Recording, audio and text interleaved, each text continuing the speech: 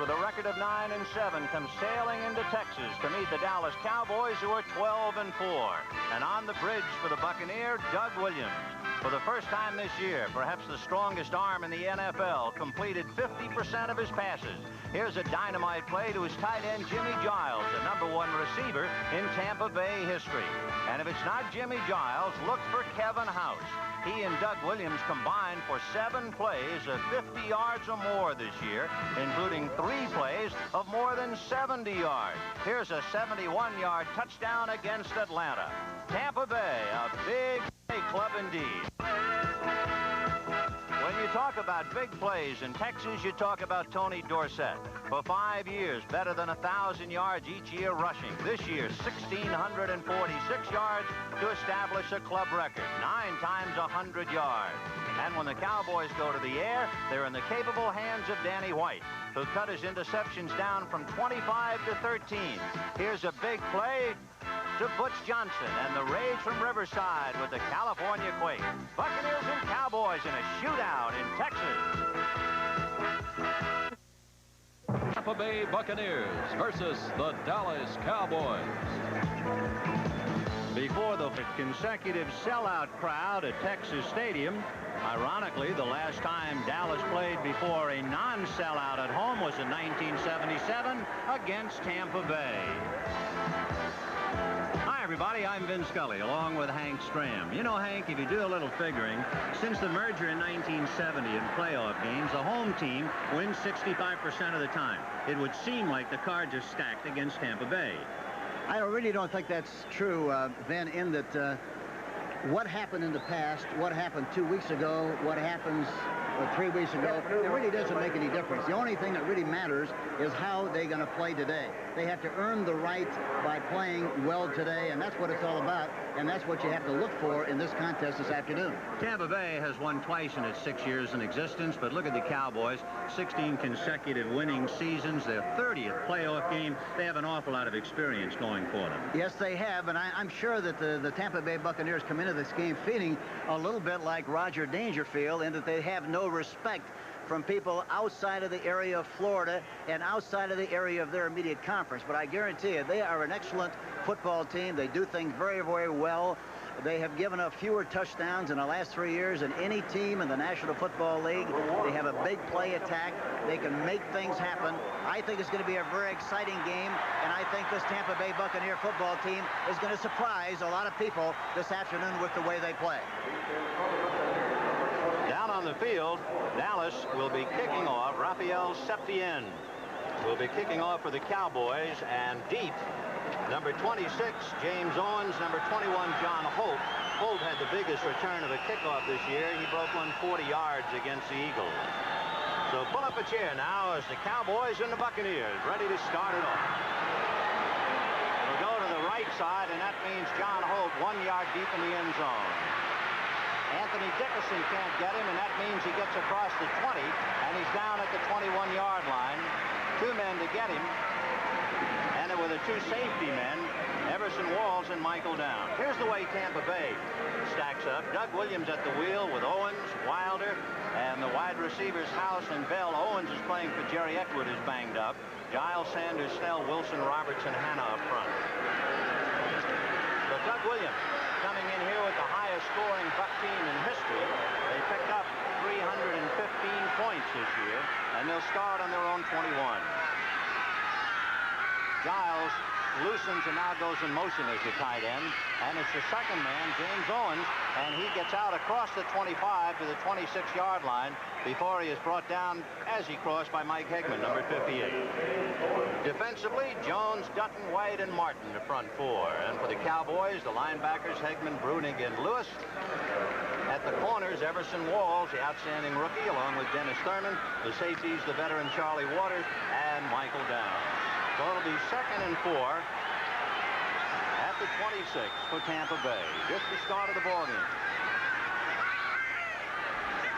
Giles in motion. And again, they're staying on the ground, and it's James Owens out across the 30, falling forward to the 31. Too tall Jones bringing him down. For James Owens, by the way, only his 2nd start this year. His last start was against Detroit. Very obvious in the first 2 plays that we have seen The Tampa Bay Buccaneers are definitely going to run at the Cowboy defense with the idea of getting the middle linebacker, Bob Bruning, going from one side to the other in their 4-3 alignment and then cutting behind Bruning. This is one thing that really puts a lot of pressure on the 4-3 defense. Two tight ends in there now. Obradovich joining Giles on a 3rd and 1. The ball at the Buccaneer 31. And it's a sneak. And Williams fighting for the first down. And we'll just have to wait and see when they spot it.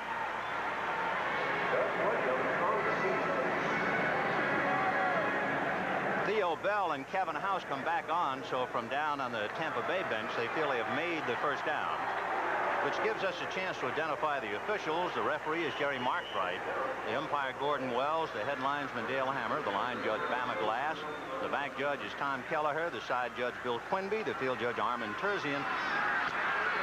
And so the Buccaneers have picked up the first down on that sneak by Williams. I think it's going to be very important for the Tampa Bay Buccaneers also to throw on first down, and especially play-action passes. And they got the Rabbits, Theo Bell going wide left and Kevin House wide right. Play-action fake to James Owens, and collared and hit and dropped. Mike Hegman, number 58, put the slug on Williams, hit him with his left arm, and drilled him. Hegman is the left linebacker. The middle linebacker, Bruning, 53, is blitzing. Watch Hegman come over on the right side of the screen, jumps up into the air, gets a piece of Doug Williams. They guessed right, a play-action pass. You want to throw a play-action pass with the anticipation of not getting a blitz. The Cowboys guessed right. They did blitz, and for that reason, they were sacked on the play. So it's a 2nd and 19, back on the Buccaneer 23. Williams trying to get a pass off after play action, but couldn't do it. And here comes James Owens trying to get outside Benny Barnes, who hooks him at the 25 and drops him at the 27-yard line. Barnes, a 10-year veteran out of Stanford, making a nice play to stay all the way with it. They run a high percentage play with the hope that they can get a big play and surprise the defense of the Dallas Cowboys. They have 5 defensive backs in the game. James Owens breaks to the outside, cuts back inside, picks up some yardage, but a very safe play on the part of the Tampa Bay Buccaneers. So the Buccaneers with a 3rd and 15 on their own 27-yard line. Kevin House coming left. Theo Bell goes wide right. And in the spread formation now with Wilder on Williams left and Owens staying in the block. Williams directing traffic, chased by Dickerson, and the pass is no good. James Owens, after staying in the block for the moment, released, and the pass intended for him at the 30-yard line was no good. A lot of heat being put on Williams. Yes, and that time they have 6 defensive backs. And the important thing in any game, and this game is no exception, you must do a good job on 1st and 10. You must get 4 yards or more. They did the first time they ran the ball. They did not do so on the second series, and for that reason they got in the jam and permitted Dallas to bring in 5 and 6 defensive backs. And when they do that, they are really tough. Larry Swider, the number 3 punter in the NFC, averaging better than 42 yards a punt, kicking to James Jones at the Cowboy 35. And Jones is across the 45, hit at about the 47-yard line. Among others down there is Green, along with Leonard. And so the Cowboys in excellent field position will put it in play 1st and 10 on their own 47. No score in the early going. And from all of us, wishing you the happiest of New Year. All right, 1st and 10 on the Cowboy 47. Danny White, he has Dorsett behind Springs. Tony Hill going wide left, and Butch Johnson in motion. And White flipping back to Dorsett, the Springs blocking, and Dorsett is across midfield into Buccaneer territory and knocked out of bounds at the 47-yard line. And it was Norris Thomas who finally pushed him out. Looking at the Cowboys offensively, White, Dorsett, and Springs, the wide receivers Tony Hill and Drew Pearson. Billy Joe Dupre, the tight end, and then you have the front line. In fact, Tom Rafferty calls them the Sweat Hogs. Donovan, Scott, Rafferty, Peterson, and Cooper, and that's quite a story. Rafferty, a guard, is now a center. Personal foul, grabbing the face mask, number 41, defense, 1st down. So when Norris Thomas pushed Dorsett out of bounds, he also got a handful of iron. And it'll be a 5-yard penalty, bringing the ball to the Buccaneer 41. And the Cowboys have it 1st and 10. So the Bucs had the ball on their own 21 and got out to the 32. And the Cowboys immediately drive into Buccaneer territory. This time it springs across the 40 to about the 39-yard line. He scored 12 touchdowns for the Cowboys this year, 10 rushing. He's a good one. Yes, and talking to Johnny McKay the other day, he said that he thought he was one of the very fine backs they've played against all year. There's the front three, as you saw, and then behind them, Hawkins, Johnson, Wood, and Green. At the corners, Norris Thomas and Mike Washington, and the safeties, Neil Colsey and Cedric Brown. There are 5 former Pittsburgh Panthers with Tampa Bay, and we can get into that a little bit later on. 2nd and 8, just inside the 40-yard line. Jay Saldy is now in there on the right side of Billy Joe Dupre, and that's Drew Pearson in motion. White faking to Dorsett, has a lot of time, but the receiver's pretty well covered. Throws to Dupre, takes a big hit from Green, and goes down at the 39-yard line. Hugh Green, who was personally recruited by Tony Dorsett to go to Pittsburgh. And we talked about hitting before the game, and this is a great illustration of it. They backed 8 guys back there, rush with 3. Now they say, throw the ball in front of us. We don't care, but if you make the catch, you're going to pay for the catch. Green just illustrated that point. Hugh Green, of course, is an alternate coming up to the Pro Bowl. He had a magnificent year for Tampa Bay. One of the 2 truly great rookie linebackers, along with Lawrence Taylor of the Giants. So it is 2nd and 8 at the 39. And out of a spread formation, you have Cosby now on the right side. And in motion is Springs. White in a crowd intended for Cosby, and it's broken up. He had Hawkins along with Cecil Johnson.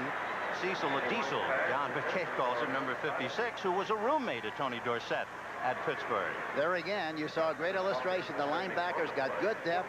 They were 4 deep, playing a zone like they always like to play. They look like they give you a hole. You throw the ball there, and next thing you know, you're shaken loose from the ball, and that's what happened again on the last play by the Dallas Cowboys. So it is 4th and 9 from the 40-yard line with Holt and Theo Bell. Holt 21 and Bell is 83. Danny White has hit 19 out of bounds this year, and he's going to try and do it right now as he powers it down the right side. And it will be ruled a touchback into the end zone, and so the Buccaneers will take over 1st and 10 on their own 20-yard line, much to the displeasure of the sellout crowd and a rather stony-faced Danny White walking off the field. No score with 9:46 left in the 1st quarter. John McKay, in 6 years, has piloted the young Buccaneers into the playoffs twice. Tom Landry, 16 consecutive winning seasons. This is his 30th postseason game. 1st and 10 Buccaneers on their own 20-yard line, and Jerry Eckwood is now the deep back with Wilder in front of him, and Jim Owens is out. And they'll try Eckwood's number, and he's collared at the 20 and drives forward. D.D. Lewis had his arms around him, but he fought off Lewis and picked up a couple of yards on his own. You know, interesting about Jerry Eckwood, we talked to Coach McKay yesterday, and he indicated that he was very fearful that Eckwood would not be able to play because he's had a pulled groin. As we were leaving the hotel, I bumped into Jerry, and he said, I guarantee I'm going to be able to play. I feel great. I haven't practiced all week long. My leg feels good. And by golly, he's in the game and ready to participate. You know, he's made 4 of the 5 longest runs in Buck history. So it is 2nd and 8 from the 22 for Gus Williams and company. No score as Giles shakes loose and goes in motion.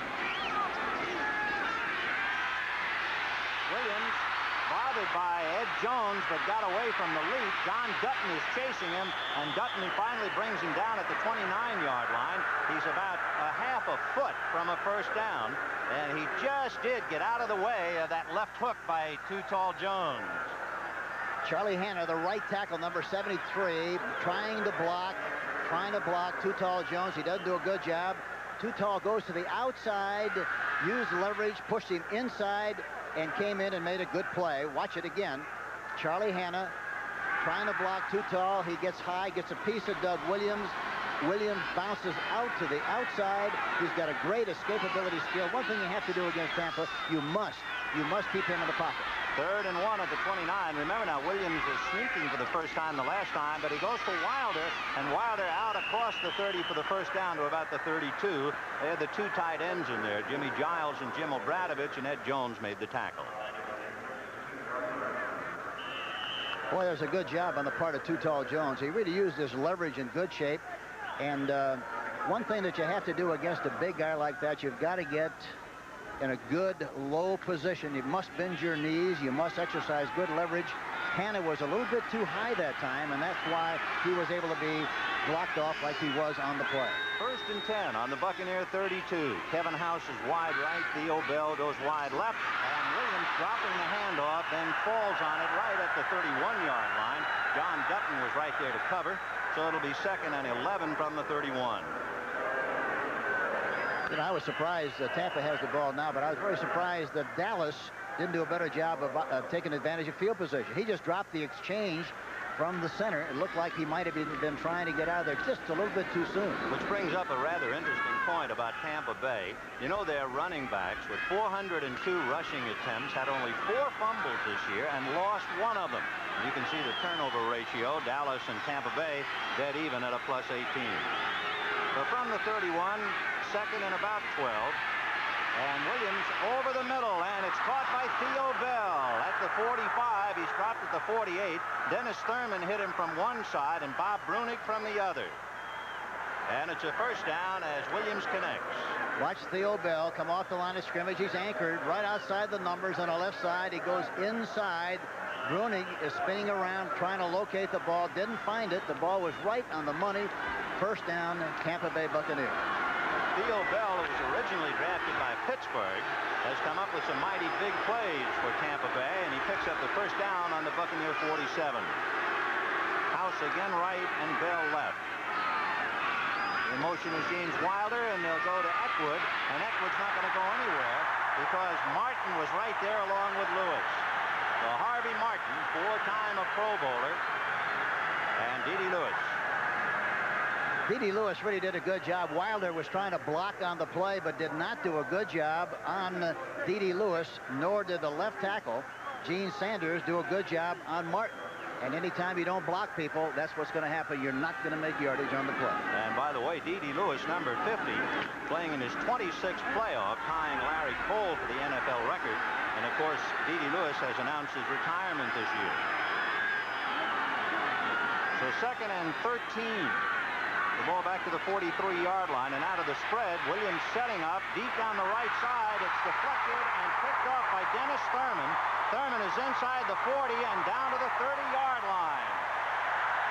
But Dennis Thurman, with a lot of pressure supplied by Harvey Martin, and Williams, who had only 14 interceptions this year, is burned. Kevin House, they're running against 6 defensive backs. Kevin House breaks to the inside. The ball is thrown a little bit behind and a little bit too high. The tipping drill comes into effect. Dennis Thurman makes the interception on the tip ball. Does a great job of running down the sideline and creates a good field position situation for the Dallas Cowboys on the 35. Dennis Thurman has 9 interceptions going into the game. Doug Williams, as we had mentioned, had cut his interceptions down to only 14. So the Cowboys led with 37, so it's no shock as they put it in play at the Buccaneer 31. The motion is the tight end Jay Saldy to the right. And a play action fake to Dorsett. The pass is off Hill's hands. No good. Diving on the ball, but much too late to pick it off, is Neil Colsey. Intended for Tony Hill. Anytime you throw that kind of a pass inside, you must be sure and throw the ball. You have plenty of time. You must throw it from the waist, from the shoulder pads down. You cannot throw it high, because if you throw it high and he doesn't make a clean catch, exactly what occurred on the last play. It bounces up in the air, and there's always a chance for a tip ball and an interception. They were lucky that they didn't get one that time. So it is 2nd and 10 at the 31 for Danny White. Remember, he had only 13 interceptions from 25 last year. And it'll be the second man, Dorsett, and he is grabbed by Green. A note of irony, all right. Hugh Green, personally recruited by Dorsett to go to Pittsburgh, and the outstanding rookie linebacker brings him down. Boy, what a great-looking play by Hugh Green. He did it just like you draw it up on the board. It was a counter play. And watch him. He's in a good position. puts his arms around Dorsett and makes the tackle. Hugh Green, number 53, the young rookie linebacker from the University of Pittsburgh. A great play by Green. And we have our eyes on number 56 as you look at Green, because Cecil Johnson was Dorsett's roommate in college, and they figure to meet several times today. Doug Crosby is in a tight end, only he's loose into the right, so he's in a slot inside Pearson. And White's going to crank it up and go deep in the end zone, intended for Tony Hill. No good. Defending was Mike Washington, number 40. Here again, they had a 3-man rush, 8 people back on pass defense. I tell you, it's tough to get the ball through those people because they do a good job of covering the field and responding to their zones. The ball was thrown way up on top to Tony Hill with the anticipation of throwing it way over the top of all those defensive backs, hoping that he might be able to get a big play with a tip or something in the end zone. There was some contact there, but not pass interference. And again, Dallas misfires on a good field position situation. That's going to come back to hurt him. Well, we mentioned earlier how well Danny White had been doing in punting OB. Now he has his second shot. The other one went into the end zone. So standing at the 50-yard line, Theo Bell and John Holder back at the Buccaneer 10. No score with 4:27 left in the first quarter. And White angles for the corner. And this time he's gotten it, let's see where they mark it, at the 7-yard line. So a great punt by Danny White. He's kicked 20 of them out of 82. And the Buccaneers will start on their own 7-yard line. No score, first quarter. Weekend, an expanded version of CBS Sports Saturday, the annual East-West Shrine All-Star Game. You know, some of the NFL's brightest stars had their national exposure in that game. This year, Paul Bear Bryant leads the East. Paul Wiggin of Stanford handles the West. Next week, Doug Williams now in some trouble on his own 7-yard line, 1st and 10. However, he's going to try and throw his way out of it. And it slipped out of his hands, a wobbly pass going and landing a good 5 yards short of Kevin House. Ed Jones putting a lot of heat on him, and he just did get the ball away and threw it like a runaway gyroscope. Ed Jones splattered the quarterback that time. Charlie Hanna did not block him again, and he really literally splattered Doug Williams on the play. What a rush, and what a pressure situation put on Doug Williams by the missed block by Charlie Hanna on Ed Jones. And of course, Ed Jones, among other things, one of 7 Cowboys elected to the Pro Bowl. Dorsett, Donovan, Scott, Septien, Walls, Jones, and White. Jerry Eckwood has to come out, and James Owens is in there now. 2nd and 10 from the 7-yard line, and they're going to go to Owens, but he takes a nasty hit at about the 8-yard line, and he was hit from both directions, and the men who hit him, Martin got him from one side, and the other was John Dutton. So that's quite a collision. The one thing you want to do, you want to make sure that you don't put yourself in a situation. Here you see Dutton and Martin putting the double dip on him that time, making the tackle on Owen right in the line of scrimmage. Good hit on the part of both people. So the Buccaneers are mired on their own 9-yard line. It's 3rd and 9. Theo Bell goes right, Kevin House left, and they loosen the tight end, Jimmy Giles. Out of the spread with Owens and Wilder. And Williams scrambling. Ed Jones almost had him for the safety.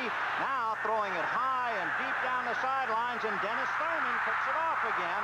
It was intended for House, and there goes Thurman up across midfield and down to the Buccaneer 47-yard line. Jimmy Giles, the intended receiver on that scramble, and so Doug Williams intercepted for the 2nd time, and each time by Dennis Thurman.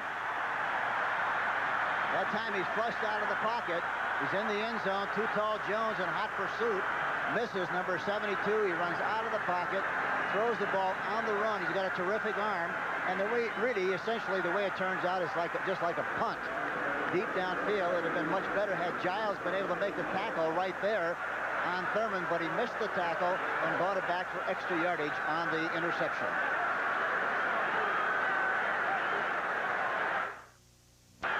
Who gave up the ball on the Buccaneer 35, get it back on the Buck 47, and Danny White with his formation a slot left, Tony Hill and Drew Pearson left. Salty is the tight end along with Dupre on the right side. And they'll go to Tony Dorsett. And Dorsett with a whistle and flags, and that'll be that. Mike Washington threw a pretty good block to take Jim Cooper right out of it. Cooper had encroachment, defense. And it's against the Tampa Bay Buccaneers.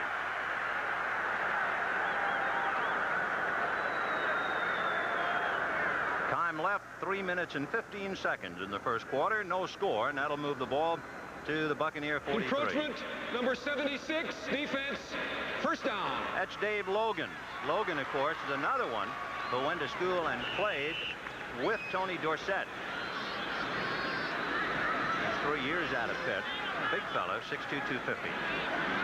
You know, Dallas has had the ball on their own 47. The plus 30, plus 47. Field position is very important, but it doesn't mean anything if you don't take advantage of it, and Dallas hasn't so far. 1st and 5 at the 43-yard line for Danny White. Springs and Dorsett, the deep man, and Salty in motion, and they go to Springs, and he powers inside the 40 and down to about the 37-yard line. Hawkins, Cedric Brown, among others. And there's Cecil Johnson, number 56, last man to get up. I think you'll find that as a general rule of thumb, it's much better to run right at the defense, a defense that employs a 3-4 alignment. Much better to run right at the defense than to try to run sideways. That was a good thrust by the offensive line, and that's why they got off the ball in good shape and made yardage on that last play. They made yardage indeed. They have picked up the first down. The ball at the 37-yard line of Tampa Bay. Jay Salty in there as the tight end on a wing outside Cosby. So with 2 tight ends, they send Salty wide left. And straight ahead goes Springs, bumping into people, and the man he bumped into is Richard Wood, the Batman as they call him, and he was the one who brought him down inside the 35 at about the 33. I think you'll find when you watch Tampa play, and teams that play against Tampa, they normally will like to run more to the right than they do to their left, and justifiably so. They're concerned about running against Leroy Selman, the defensive right end, number 63, and also the great young rookie Hugh Green, number 53. Yeah, Tony Pearson going left. Tony Hill and Drew Pearson, the wide receivers, and Danny White to the second man, Tony Dorsett, trying to get outside. Richard Wood grabs him and drops him inside the 30 at about the 28-yard line. There should be a lot said about the offensive line for Dallas, considering the fact, Hank, they lost Shaw and Fitzgerald. They had to move Rafferty to center. They had to take Kurt Peterson, a defensive lineman in college, and make an offensive lineman, and they've done a great job. Yes, they really have. And talking about a great job, Herb Scott, number 68, the left guard that time, pulled and made a beautiful block on the left linebacker, Andy Hawkins, on that counter play. So 3rd and 1 at the 27-yard line. Tony Hill wide right. Drew Pearson goes wide left. And they'll stay with Dorsett, and he is hit at about the line of scrimmage and might have bowled forward for a yard. Hugh Green dropped him almost in his tracks. Talking about the offensive line and Tony Dorsett, Tony this year won a half a dozen MVP awards from individual games, each time receiving a pair of $280 cowboy boots. So wisely, he gave 5 pairs to the offensive line. Well, he's a pretty good politician. You heard what he did with his jersey. He sent that to President Reagan. Yes, number he did. 33, because President Reagan wore 33 as a player. He was also the 33rd governor of the state of California. Yes. Ricky Bell standing on the Tampa Bay side. Remember the 77 draft when Tampa Bay took Ricky Bell, and Dallas, with the 30-second clock going down to 4, and White in a hurry now, handing off to Springs, and he is hit head on at the 27-yard line, and down he goes. And we have 31 seconds left in the first quarter. 3 of the 4 linebackers, Johnson, Green, and Wood, all in on the hit. It was just enough, however, to pick up the first down. Yeah, they got enough of a surge from the offensive line on the right side. Kurt Peterson, Jim Cooper, Rafferty all got off the ball in good shape, and he got enough yardage for the first down. So it'll be 1st and 10 on the Buccaneer 26-yard line. 20 seconds left in the first quarter and no score. And there goes Pearson left, Hill right, and Dupre, the tight end, goes to the left side. Dorsett, the deep man, out of the eye. First man is Springs in a sizable hole on the left side, but then the Bucs seal it up quickly with Cecil Johnson leading the charge to drop him at about the 22-yard line. That would be a pickup of 4. And time has run out. The first first quarter is history here in Texas Stadium in Irving, Texas. The Dallas Cowboys nothing. The Tampa Bay Buccaneers nothing. At the start of the second quarter, no score. But Dallas on its second interception by Dennis Thurman now has its 2nd and 6 at the Buccaneer 22. I'm Vin Scully along with Hank Stram. Hill and Pearson in a slot right. Butch Johnson is in the game now, wide left. Dorsett behind Springs. And it's a draw to Dorsett. However, it's read pretty well. He's able to hook away from 2 men, but Brantley comes along to bury him. And the man he got away from originally was Leroy Selman, number 63, who had a shot at him in the backfield.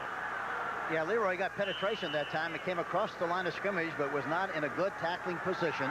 And for that reason, Dorsett gave him a little bit of a dipsy-do inside, a little jello move outside, and got away from him, but he still didn't make much yardage on the play. So it's a 3rd and 5 from the Buccaneer 21-yard line. Pearson right and Hill left. They'll have Drew Pearson in motion to the left. And then he goes back again. With Springs releasing from the backfield, the pass is for Pearson, and he is hit hard by Wood, among others. And at the bottom is Cecil Johnson. Boy, flying out of the backfield was Springs to misdirect, and then it was Pearson making the catch. I'll tell you, White threw a perfect strike that time to Drew Pearson. You can't throw the ball any better. It was kind of a delay inside. He had people around him. Hawkins was around him, and also number 55 or 56 Johnson. But in spite of that, they still got the ball right on the numbers, and he picks up the gain on the play. A beautiful shot by White. Drew Pearson, he has now caught a pass in 17 straight playoffs, and it makes it 1st and 10 at the Buccaneer 13-yard line. Play action fake to Dorsett. White setting up, now going high. Out of the end zone. Tony Hill had run out of real estate. No good. You know, it's interesting, too. Statistically, the team to score first figures to win a playoff game at something like 70%. And Dallas has scored first in 10 of 11 victories this year. And look at Tony Hill. He was open there, but it was a play-action pass. The weak linebacker was blitzing, Green. But in spite of that, he ran right out of the ballpark and made the catch, but out of the end zone, and it's incomplete. So it is 2nd and 10 at the 13-yard line of the Bucs. The deepest penetration prior to this for Dallas was the Buccaneer 35, but they're on the move now.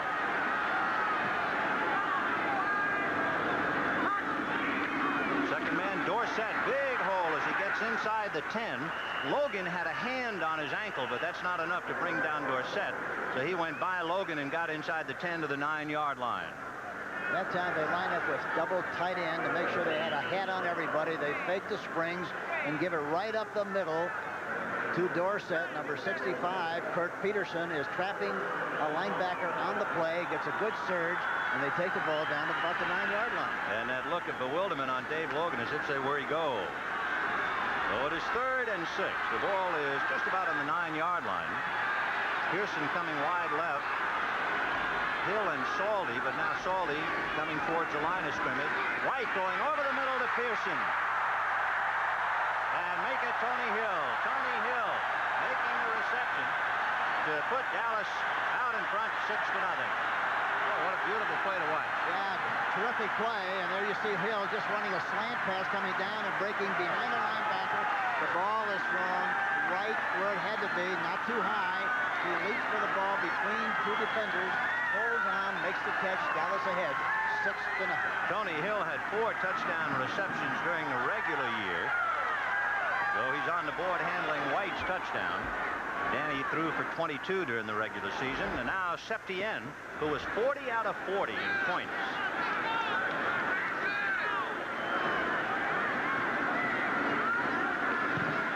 Charlie Waters, the hold and the kick is good.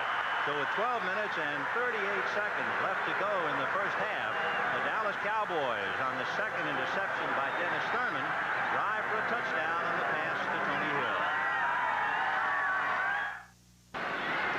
Septien kicking off and rooting it deep. Going backward is James Owens from about 4 yards in. He decides to keep it there. So Tampa Bay will put it in play 1st and 10 on the Buccaneer 20-yard line. at the scoring drive, which started, of course, with Dennis Thurman's second interception. And they put it in play on the Buccaneer 47. 11 plays took it in. They passed to Tony Hill from 9 yards out and Septien. A perfect 41 out of 41 this year. So 7-0. So far you talk about field position, Ben. The Tampa Bay Buccaneers have had to average 84 yards on their 3 possessions. The Cowboys only 43, and that's why they lead 7-0. Owens in motion to the right, and it's Wilder, and he's out across the 25 into the 30-yard line. John Dutton, number 78, making the tackle and bringing him down just about at the 30, though it's very close to a first down depending upon where they spot it. And again, we talked about it earlier, but I'll mention it again. Tampa must do a good job of getting yardage on 1st and 10. They have to mix up their run and passing. They just cannot be a one-dimension team. They cannot hope or expect to be Dallas if they have to continue to throw against their 6 defensive backs. So 2nd down and inches for a first down. Ball almost on the 30, and that's where they have to go to get the first. Wilder and Owens, second man Owens, hurtling over the pile to pick up the first down at the 31-yard line, and the last man to see enter the pile was Michael Downs. And Randy White, number 54, he really got good penetration, got a piece of the ball carrier, but could not hold on. Had he been able to hold on, he'd have stopped the play for no gain.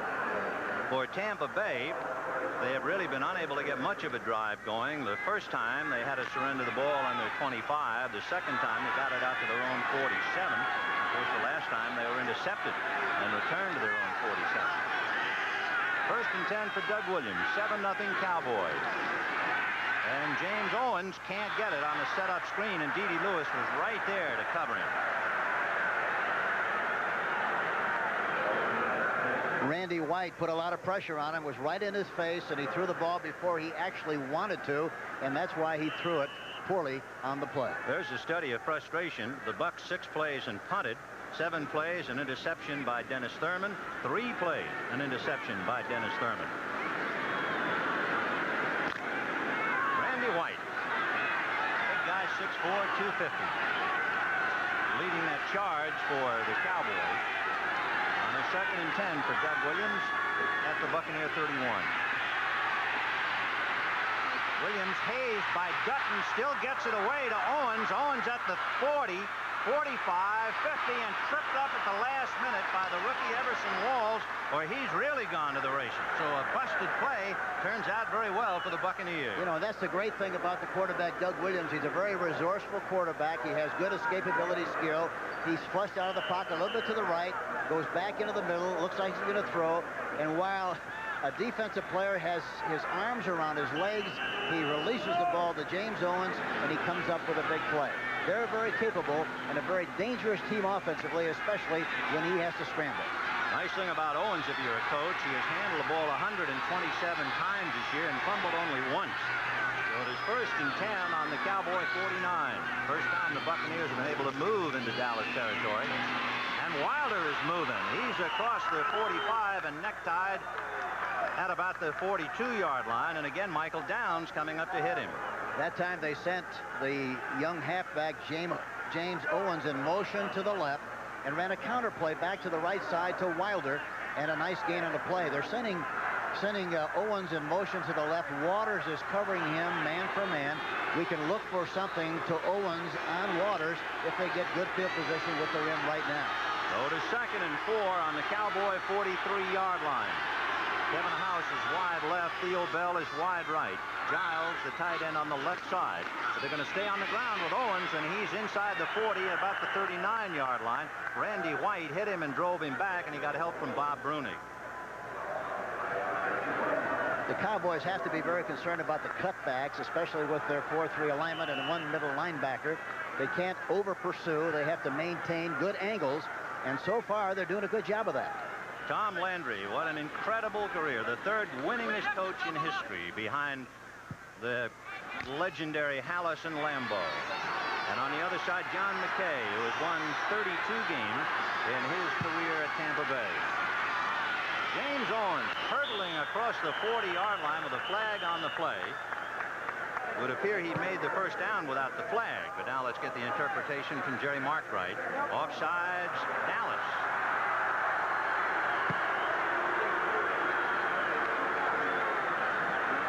Jimmy Giles is an excellent tight end, and I'm sure somewhere along the line with his great speed, they're going to try to get a matchup with Giles on the strong safety Waters, or Offside, number 79, defense, first down.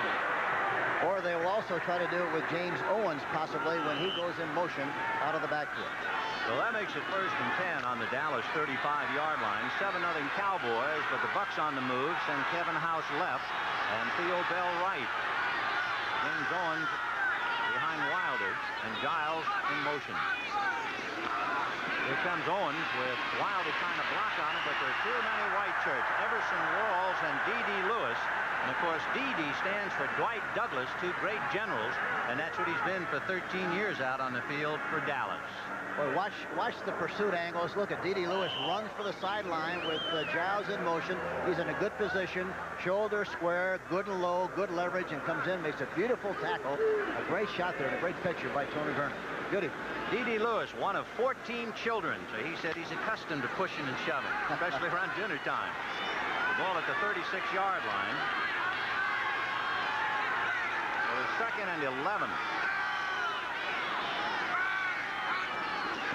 And Williams quickly to the left side to Theo Bell, and Bell is down to the 25 and fights, I believe, for the first down. So Theo Bell making a big reception to keep it going. They have House and Bell on the left side, and it's much easier to throw to the left rather than to the right on that kind of a play because Too Tall Jones is 6'9", Dutton is 6'7", and it's hard to throw over the top of those two people. They're like two pine trees right in the middle of the defense. Well, they got a measure for the first down, and he just did pick it up by a whisker. So Tampa Bay keeping the drive going. They started, remember, on their own 20-yard line, and they have now driven to the 17 straight here. And actually, if you forget the playoff loss to the Rams, they won 18 straight regular games way back on Thanksgiving of '79 when Houston beat them. That's Giles in motion. And it's James Owens with the ball in motion, and the Cowboys bring him down at the 22-yard line. So he picked up 3. We'll make it 2nd and 7. That time he was looking to run behind the middle linebacker, but the middle linebacker blitzed on the play. Tom Landry demonstrating something to his quarterback, Danny White, showing a little footwork there. He's allowed to get his pants wrinkled there. Ben? It's about all. What a career. He's a super guy along with it. We had a nice visit with him the other day. He never changes, always the same. And what a great job he's done, as everybody knows, with his Dallas Cowboys. 2nd and a long 6 from the 22-yard line of Dallas to Doug Williams.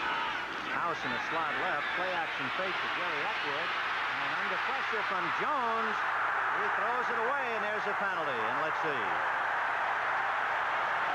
Has to be intentional grounding. Yep. Has to be.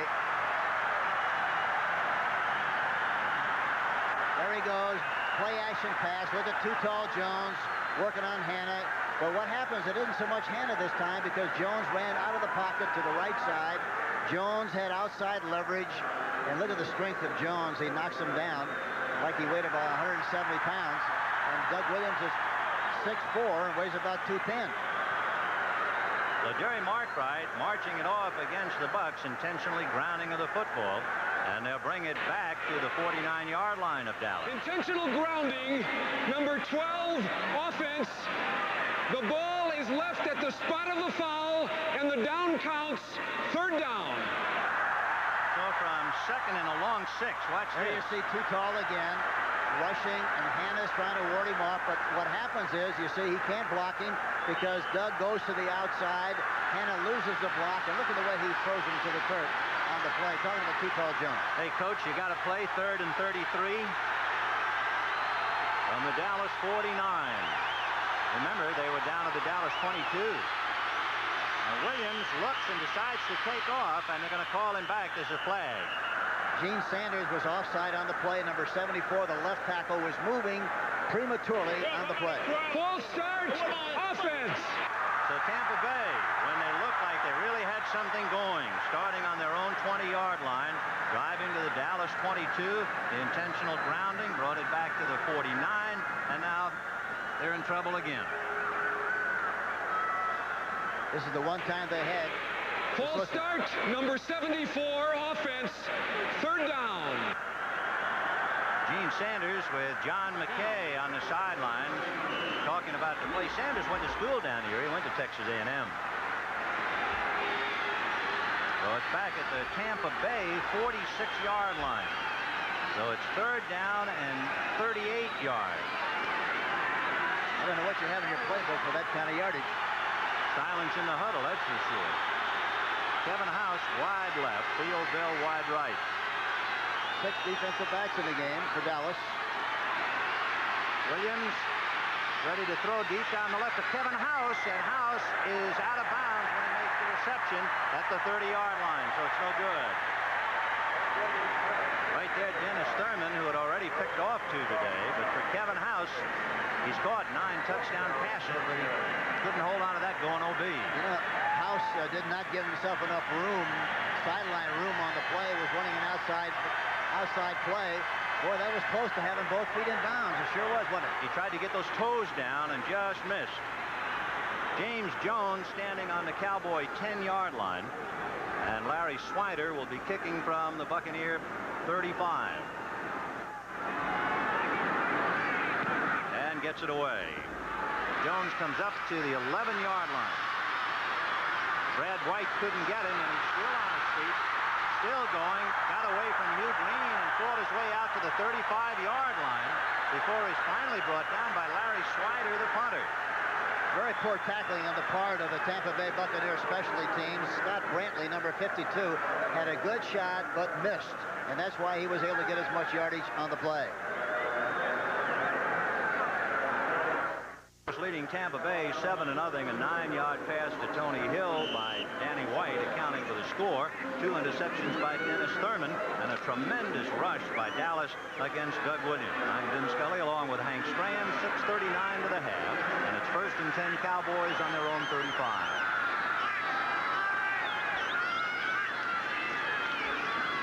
It'll be Tony Dorsett outside, and he does get outside. Richard Wood finally pushes him out of bounds at the 42-yard line. Interesting in that 3-4 situation, you hear a lot about with 4 linebackers how they have good tackle angles on a runner and you can't get outside, but Dorsett made it look pretty easy. Well, he did that time because they ran a counterplay, meaning that he took a step to the right to freeze the linebackers so that the offensive lineman could get an angle on them, and then he ran back to the left side. Also, Dallas has to run some reverses when they get good field position to cut down on the pursuit of the Tampa Bay Buccaneers. Only 2nd and 2 from the 42-yard line. Tony Dorsett is out for James Jones, but they go to Springs. Springs gets outside and is knocked out of bounds at midfield. Cedric Brown finally took him down, but before he got out, he got into Tampa Bay territory inside the 48. Ran right at Leroy Selman that time, number 63, and also Green. Green was blocked very well that time, and the ball carrier Springs bounces to the outside and picks up another nice gain in the play. Ron Springs, who scored 12 touchdowns this year, 3 years out of Ohio State, and he caught 46 passes. He tied Tony Hill in that department, so he's a double threat. And Tony Dorsett, 33, made a nice block on Green that time. 1st and 10 on the Buccaneer 47. White, after a little play action to Springs, throwing, and it is not picked off. It was intended for Tony Hill, but it went sailing by Hill, and it was short hopped at about the 25-yard line. And the man who was right there was Mike Washington, and he's as upset about that as he was about what happened yesterday to Alabama, his old school. Yeah, he was upset about that. He was really squeaking and singing the blues about that game, wasn't he? It was a great game, incidentally, here in Dallas at the Cotton Bowl. So Danny White almost intercepted. He had only 13 all year. Now he'll have 2 tight ends in there, Billy Joe DeCraig and Jay Saldy. Pearson and Hill go slot left. Defensive backs of the Tampa Bay Buccaneers play very deep, and for that reason you ought to be able to throw in front of, just like they tried to do on the last play. And White looking to the left side and throwing to Tony Hill, and he got away from Washington, but he didn't have any room to maneuver, and Hugh Green just falls on him at about the 37-yard line of Tampa Bay. Very close to a 1st down. Yeah, Hill, watch, going downfield and just breaking to the outside on Mike Washington, who is very loose. Loose, I mean, he's deep, and for that reason, you ought to be able to throw in front. They have to exercise patience and be patient enough to throw the ball in front of those defensive backs and between the linebackers. So it's 3rd and about a yard to go on the 37-yard line of Tampa Bay. Time left, 5:41 in the half.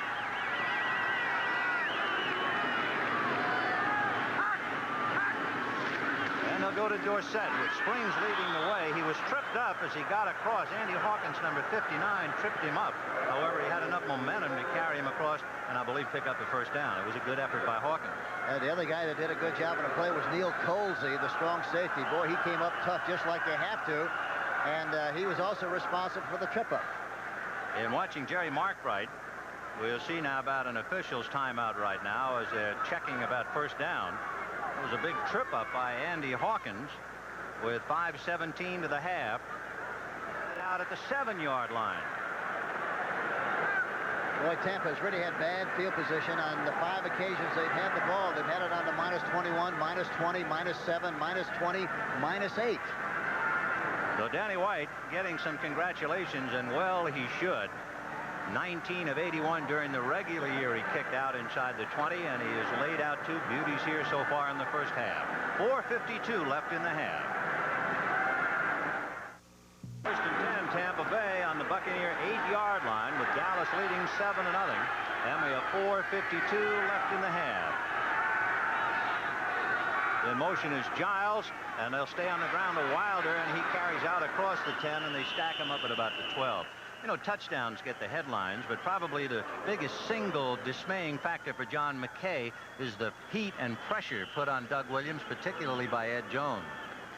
Well, that's one thing that you have to be able to do as a quarterback. You must be able to get back into the pocket, step and throw, and be able to follow through. The minute that you get harassed as much as he has been harassed by the defensive left end, Tutel Jones, you got to throw falling away and throwing on the move, and it's very difficult to complete passes on that kind of a situation. That's what's happened so far. Well, it is 2nd and 5 from the 13-yard line. Second man is James Owens, but he's going to be stacked up almost immediately. The first man was Bob Brunig to hit him, so Owens can't move. And, of course, late in this second quarter, the biggest individual play was the ruling of intentional grounding the football. It really brought Tampa Bay to a halt. They had it 2nd and 6 on the Dallas 22, and they just kept going backwards in. Yes, they had good field position. It looked like they were going to do something. That time, Mike Brunig, I should say Bob Brunig, the middle linebacker, blitzed down the play and guessed right and blitzed right into the hole. Number 53, the middle linebacker. 3rd and 4 on the Buccaneer 14-yard line. Well, they got 6 defensive backs again, huh? Theo Bell going left, and Kevin House picked up by Everson Walls going right. And Williams throwing deep to Wilder, and he has run out of real estate. Wilder going deep. Anthony Dickerson, number 51, who's been the captain of the special teams, was right there with him. And it looked like Wilder needed a Canadian field that time because it looked like he was out of bounds going up the field and then came back up the field and then caught the ball out of bounds on the play. So Tampa Bay and Larry Swider called in to do the punting. James Jones, the return man, standing at the 45-yard line for Dallas. And that time again, Dutton and Tutal Jones, 6'9".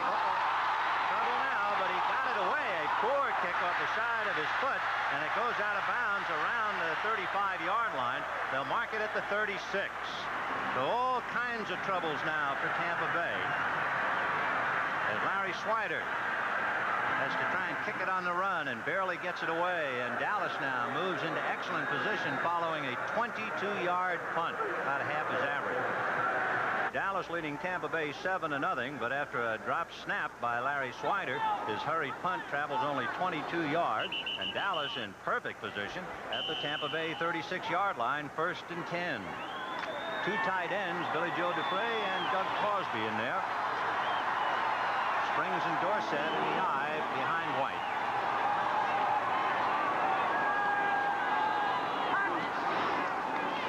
Play action fake as White going to the right side to Drew Pearson, and he made the reception inside the 25. They'll spot it at the 23-yard line. So they picked up enough, 13 yards for a first down. The receivers, there you see him. Drew Pearson going down and breaking to the outside and knew exactly where his feet had to be. Keeps them both in bounds. The ball is thrown right on the money on the outside. and another reception in front of the defensive backs. That's what they have to do. You can't get behind them. You have to throw in front of both the defensive backs, the left cornerback Norris Thomas and also Mike Washington. 1st and 10 on the 23-yard line of Tampa Bay. White going to spring it out to the right side to Dorsett, and he got by Cedric Brown and goes inside the 15 to about the 13-yard line. And Cedric Brown had a shot at him and came up empty. That time he had the option to throw the ball either downfield or throw the ball into the flat, depending how the linebacker played. There was a pretty good drop. He throws it outside to Dorsett, and it is very difficult to tackle Dorsett one-on-one as a linebacker or a defensive back. Cedric Brown was right there, but he made an inside-outside move and got a big gain on the play. Well, a check for the first down is going to be awfully close. And they're about 3 inches shy.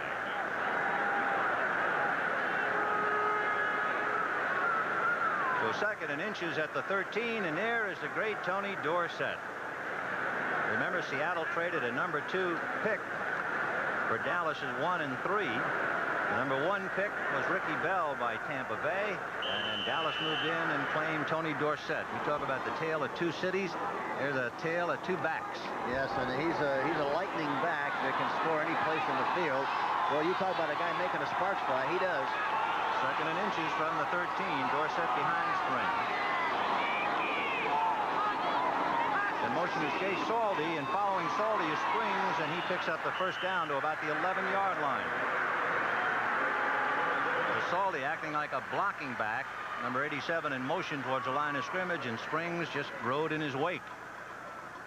And I think you'll find on short yardage situations, crucial short yardage situations, they're going to run to their right a lot more than they're going to run to their left, and that shows a lot of intelligence because of the 2 great people on the right side, Green and also Leroy Selman, 53 and 63 respectively. Saldy, 6 years out of South Carolina, really helping to make that first down. He's big enough to throw blocks for you at 6'3" and 223. So we're down to 2 minutes to the half. 1st and 10 on the Buccaneer 11, 7-0 Dallas. A reminder, Brandon Erb will be back with Terry Bradshaw and Roger Staubach with a look at first half highlights. That'll be coming up at halftime.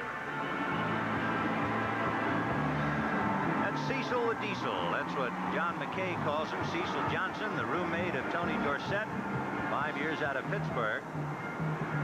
He replaced Dewey Selman when Selman was hurt. And the Cowboys coming at him and everybody else in an orange jersey. They have it 1st and 10 on the Buccaneer 11-yard line.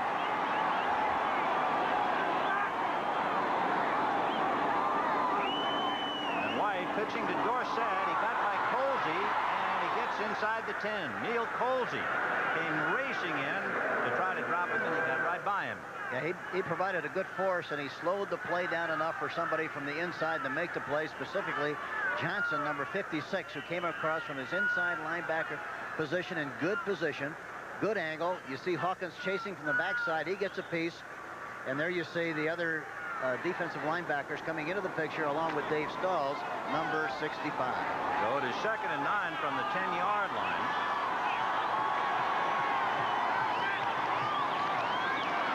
And Danny White going into the end zone, broken up by Cedric Brown, intended for Tony Hill, and Brown is talking to himself. Of course, he's had 7 interceptions in his last 6 games. He was the MVP in that thrilling victory for Tampa Bay over Detroit. Not that time.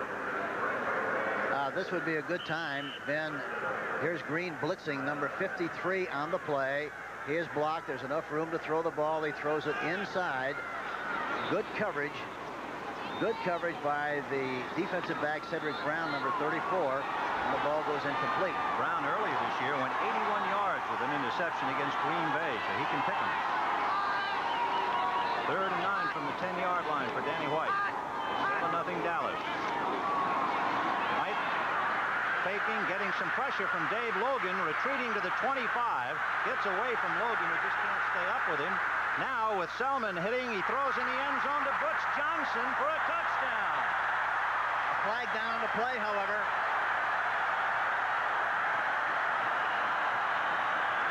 Flag down on the play. We'll see what they call.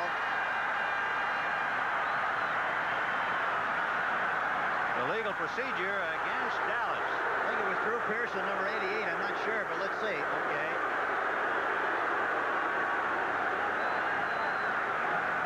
We thought perhaps it was 86 going by in the shade, coming to the sunlight. No touchdown. No touchdown. Illegal motion. Number 87 offense. Third down. Oh, 87. The tight end who went in motion that time. And that was Jay Saldy. Well, Saldy in motion, guilty of the infraction. You know, prior to this game, 10 touchdowns given up on passing against Tampa Bay, only 2 to wide receivers, and of course they've already been burned by Tony Hill. You know, and they're awful tough down here inside the 20-yard line because they rush 3 and they drop back 8, and there's not enough there's not enough room back there with 20 yards for those 8 big players. Here we see Saldy going in motion, and he breaks upfield, and Green, and he left the line of scrimmage, I think, a little bit prematurely, and that's why they called illegal motion on the play. And Green, number 53, was all over him that time like a wet blanket. So Jay Saldy, who had thrown a key block earlier for a first down for Springs, this time is guilty of moving around. 6-year man from South Carolina who was a free agent back in 1976. One of 3 tight ends with Dupre, Cosby, and Saldy. Don't forget tomorrow, Brad and the crew moving to San Francisco, where the 49ers will try to stop Rod Carpenter and the high-flying New York Giants. CBS Sports coverage begins at 4:30 Eastern Time with the NFL Today. And, of course, next week, the NFC Championship, depending upon the outcomes of these 2 games, today and tomorrow. And all of it leading up to January the 24th and Super Bowl 16 on Pontiac. So it is 3rd and 14 for Danny White. And White in the end zone, deflected by Neil Colsey. He just did get his left hand on the ball. And you had Crosby down there along with Drew Pearson. But it was Colsey to break it up. Well, I tell you, Tampa's amazing the way they can cover the field with those zone defenses. They play 8 men back there with rush 3. There you see people trying to break open.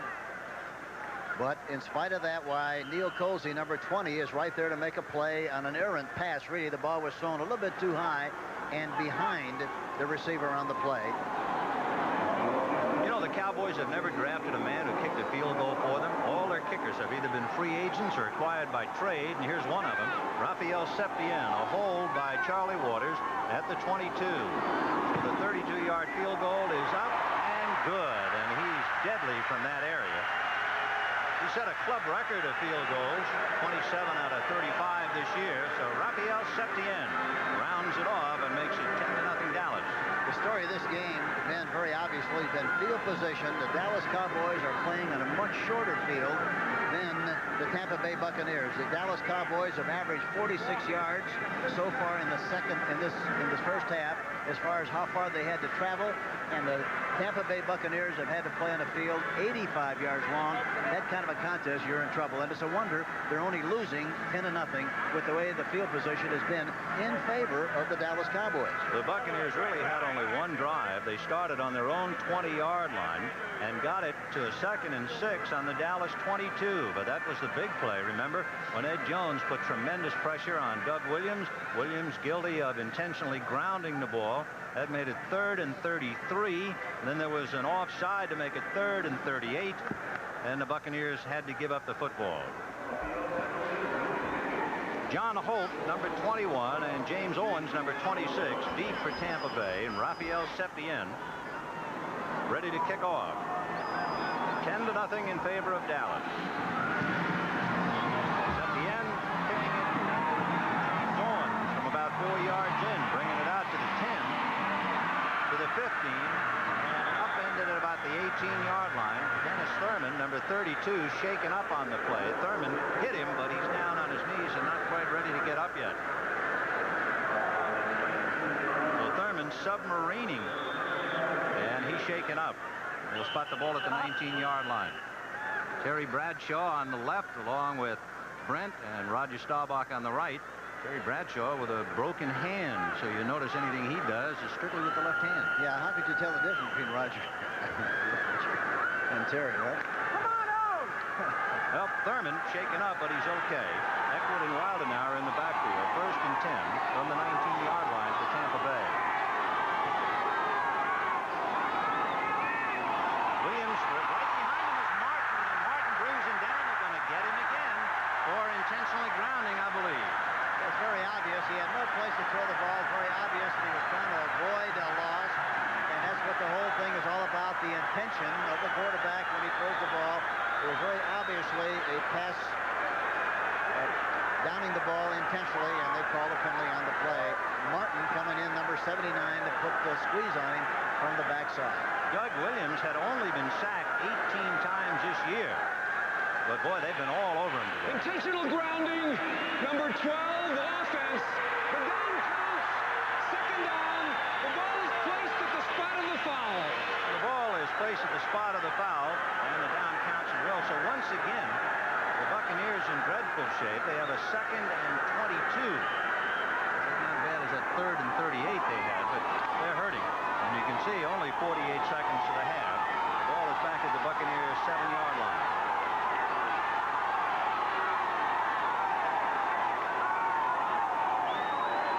Second man, and that's Jerry Eckwood out across the 10, dropped at about the 12-yard line. Benny Barnes and John Dutton making the tackle.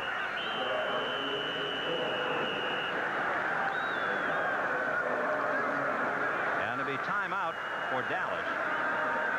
Here's the story of the game right here, Ben. Look at the field position. Tampa Bay -21, -20, -7, -20, -8, -19. That averages, they've had to go 85 yards on every average of 85 on every play. Dallas, on the other hand, on the 47-30, -47, plus 35, 36. They have played on a field that's 46 yards long, and that's really been the difference in this contest so far. Field position by Dallas, the lack of same by the Tampa Bay Buccaneers. And the numbers 7 and 8, of course, indicate 2 fine punts by Danny White, kicking him out of bounds at the Tampa Bay 7 and the Tampa Bay 8. And numbers don't tell you that Dennis Thurman has picked off 2. Doug Williams has been charged twice for intentionally grounding. And for Tom Landry and the Cowboys, they're on the prowl, leading 10-0. You know, I'm surprised, Ben Riddy, that with the size of Dutton and also Too Tall Jones, 6'9" and 6'7", that they wouldn't roll him out a little bit to get away from that inside pressure and maybe give him a little bit more time to throw the football. So 3rd and 16. How'd you like to line up against Too Tall Jones at 6'9", 270, ready to come at you? 3rd and 16.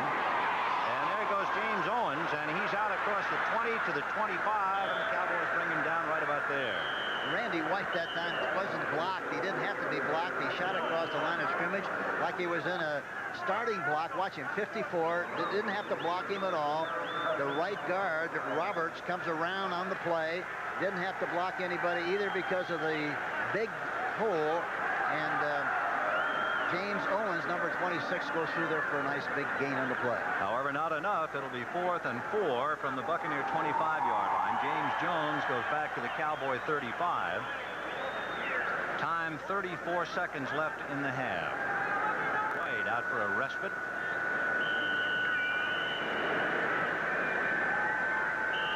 Well, Larry Swider, remember, dropped the snap and then got off a hurried 22-yard punt that eventually led to the Dallas field goal by Raphael Septien. And there's James Jones trying to run from here to eternity.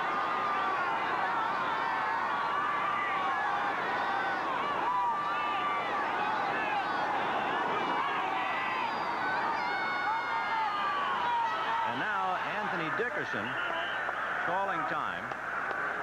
And let's check now. No, make it.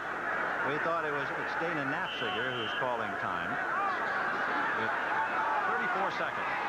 The Cowboys are moving around a lot, trying to destroy and disturb the blocking responsibilities of the people up front. They're going to go after this kick and try to block it, try to get it 3 or 7 before the half. Didn't get it done, though. Jones at the 38-yard line to the 50-yard line. Boy, what a block by Dennis Thurman.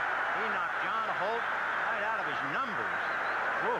So remember, Thurman was shaken up making a tackle on a kick, but there's nothing wrong with a man who can block like that.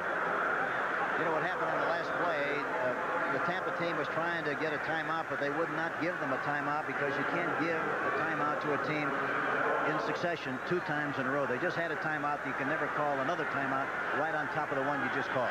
That's why they did not allow them to go for the timeout on the last play. So Danny White, with 26 seconds left in the half, will put it in play almost at the Tampa Bay 45-yard line. 26 seconds left in the half. White with a 9-yard touchdown pass to Tony Hill and a 32-yard field goal from Rafael Septien. Hill, Johnson, and Pearson in the spread. White going deep down the right sideline to Tony Hill, and he takes a shot from Norris Thomas. There again, a 3-man rush, and there you see it. There's a good illustration of Hill going to the outside, makes a kind of a rounded cut, but Thomas comes in and really hits him on the play. Had he caught it, he still might have dropped it. Norris Thomas, in talking about that, considered a considerable hitter. He has caused 3 fumbles this year. His father-in-law is a Mississippi State senator, and he's thinking about politics. Well, he's not going to get any votes from the man he hit. Those are kind of hits that force fumbles and force mistakes. That time, of course, he was out of bounds. But that's the kind of hitting Tampa is noted for. 2nd and 10 at the 46, and White again dodging people, now throwing across on the left side, broken up. It was intended to Drew Pearson, and Mike Washington had picked him up and broken up the play. Watch Pearson come off the ball. Colsey in front. Pearson going inside. Washington just watching the quarterback, watching the ball. That's all he's doing. They're playing areas. The ball is up in the air. Then they respond to the ball. And there you see Washington coming in and almost making the interception. They just watch the quarterback. They play their zones. And when the ball's thrown, they scurry for the football and do a super job of it. So 3rd and 10 on the Buccaneer 45. It's 10-0 Dallas. Don't forget at halftime, Brent with Irv along with Terry Bradshaw and Roger Staubach.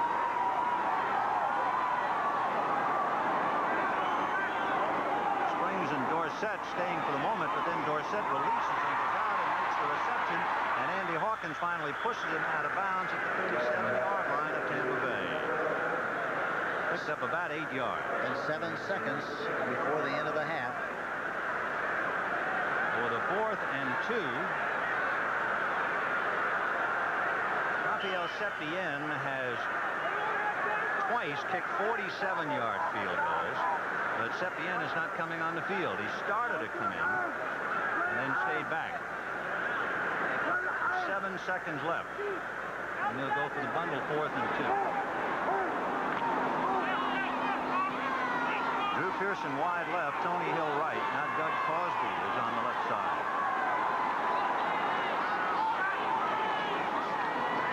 White looked left and throws right. Hill goes out of bounds, making the reception.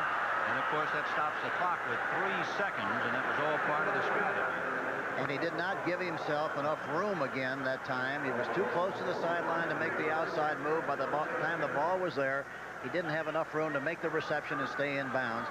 He should have lined up a little bit more inside so he would be given more room to run that pattern. So trying to make the reception, then get out of bounds, stop the clock, and give Septien a shot. Instead, no good, and they have to give the ball over. So for Rafael Septien, waiting for his phone to ring, but it never came about. He's had a big year, a great year, in fact. 2nd tied with Eddie Murray for points. And they ought to snap the ball right here while the Cowboys got too many people on the field. James Owens is to midfield with a flag on the play. Owens is still on his feet and dragged down inside the 30-yard line. It was Michael Downs who hit him back at the 35, and he staggered forward. But the half would appear to be history. Let's make sure. And there's a flag down on the play.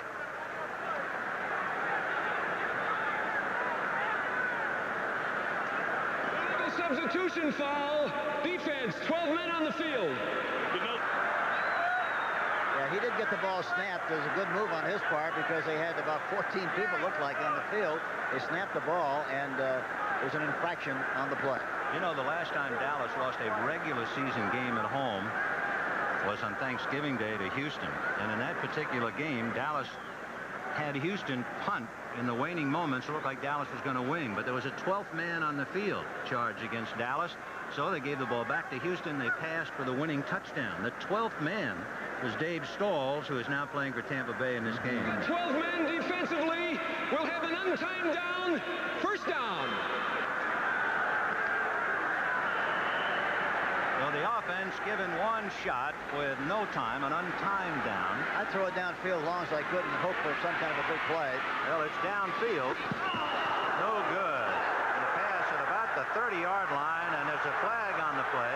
And Charlie Waters lowered the boom, and he might be guilty of an infraction because Anthony Dickerson now is restraining Doug Williams, and Jimmy Giles says, hey, take your hands off my quarterback. So when Dickerson touched Williams, here comes Jimmy Giles to make sure. Let's take a look at that hit. Watch the hit. Boy, he really gets a shot.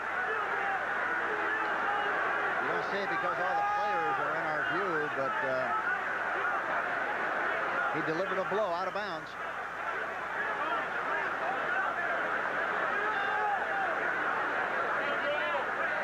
And the half cannot end on a defensive penalty. Well, it'll be the second time that Jerry Markwright, with the clock showing nothing, personal foul, and the personal foul against Charlie Waters on that delayed hit and the pass.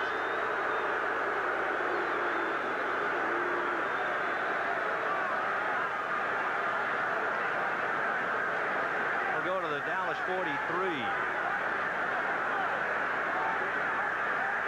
Personal foul, unnecessary roughness, number 41. Defense, automatic first down, untimed down.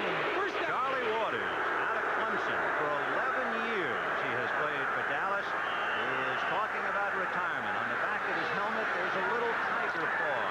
He was elected to the Clemson Hall of Fame. And he's unhappy, and the crowd is really mad. They'll throw it up again, I'm sure, trying to get a big play, something before the half. And he can't get it away, and it's an incomplete pass at the 40-yard line. And once again, they're all over Doug Williams, and it was Harvey Martin putting the heat on him, and they have eaten up the Tampa Bay quarterback in the first half. So the half is history. Dallas holding the lead and commanding the ball game. Dallas 10 and Tampa Bay nothing. Okay, Hank, we've been listening to quarterbacks talk about the first half. Roger and Terry talking about what quarterbacks live and die with. What about the coach? Put yourself in John McKay's shoes. What would you be talking about at halftime? I think you have to hang your hat, Ben, on the fact, as far as selling your squad, on the fact that really there's nothing really wrong with what's happened, except that we haven't had a chance to move the ball because of bad field position. You have to sell your squad on the fact that they have to know that that's what they have to do. They have to do a better job, especially on 1st and 10 in the second half, plus the fact that they have to do something and make some adjustments as far as being able to block Too Tall Jones and Harvey Martin. How do you do that? I think he must do it by moving the pocket a little bit, blocking down the tight end on the defensive end, but you've got to make something happen to sell your squad on the fact that you can do something about what has happened really in the first half. You probably have to do a little bit of a psych job on Doug Williams. He has not only completed only 3 out of 13 in the first half, but he has been intercepted twice by Dennis Thurman. He has been mugged a couple of times by the Dallas line. He's been caught twice intentionally grounding the ball. He needs a little lifting. That's not his fault. I think you have to realize that really what's happened with him, he hasn't had a chance to step up into the pocket. He hasn't had time to throw the ball. Really, the team that's done a poor job offensively really is Dallas, because they've had many opportunities and haven't done a good job of getting points on the scoreboard. Well, we'll get to the start of the second half right after this message. Bill Caprice, who was originally drafted by Houston this year and picked up as a free agent by Tampa Bay, kicking deep, and it'll be James Jones in the end zone, and he decides not to run it out. So Dallas will start off the second half in possession, 1st and 10 on their own 20-yard line. And the Cowboys leading handily 10-0. You can see the numbers so far. The turnovers, 2 pivotal ones, the interception by Dennis Thurman. And really, everything is very even, considering the fact that Dallas has really dominated the game.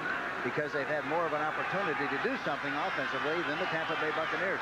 Tampa's still very much in this game. There's a lot of time left for them to do something. Springs and Dorsett behind White, with Pearson wide left and a slot left. And here goes Dorsett inside Cooper's block, and they got out across the 25-yard line. Jim Cooper, number 61, throwing the block. And of course, former Cowboy Dave Stalls, he and Cooper were very close buddies, and they go head-to-head today, part of the fortunes of professional football.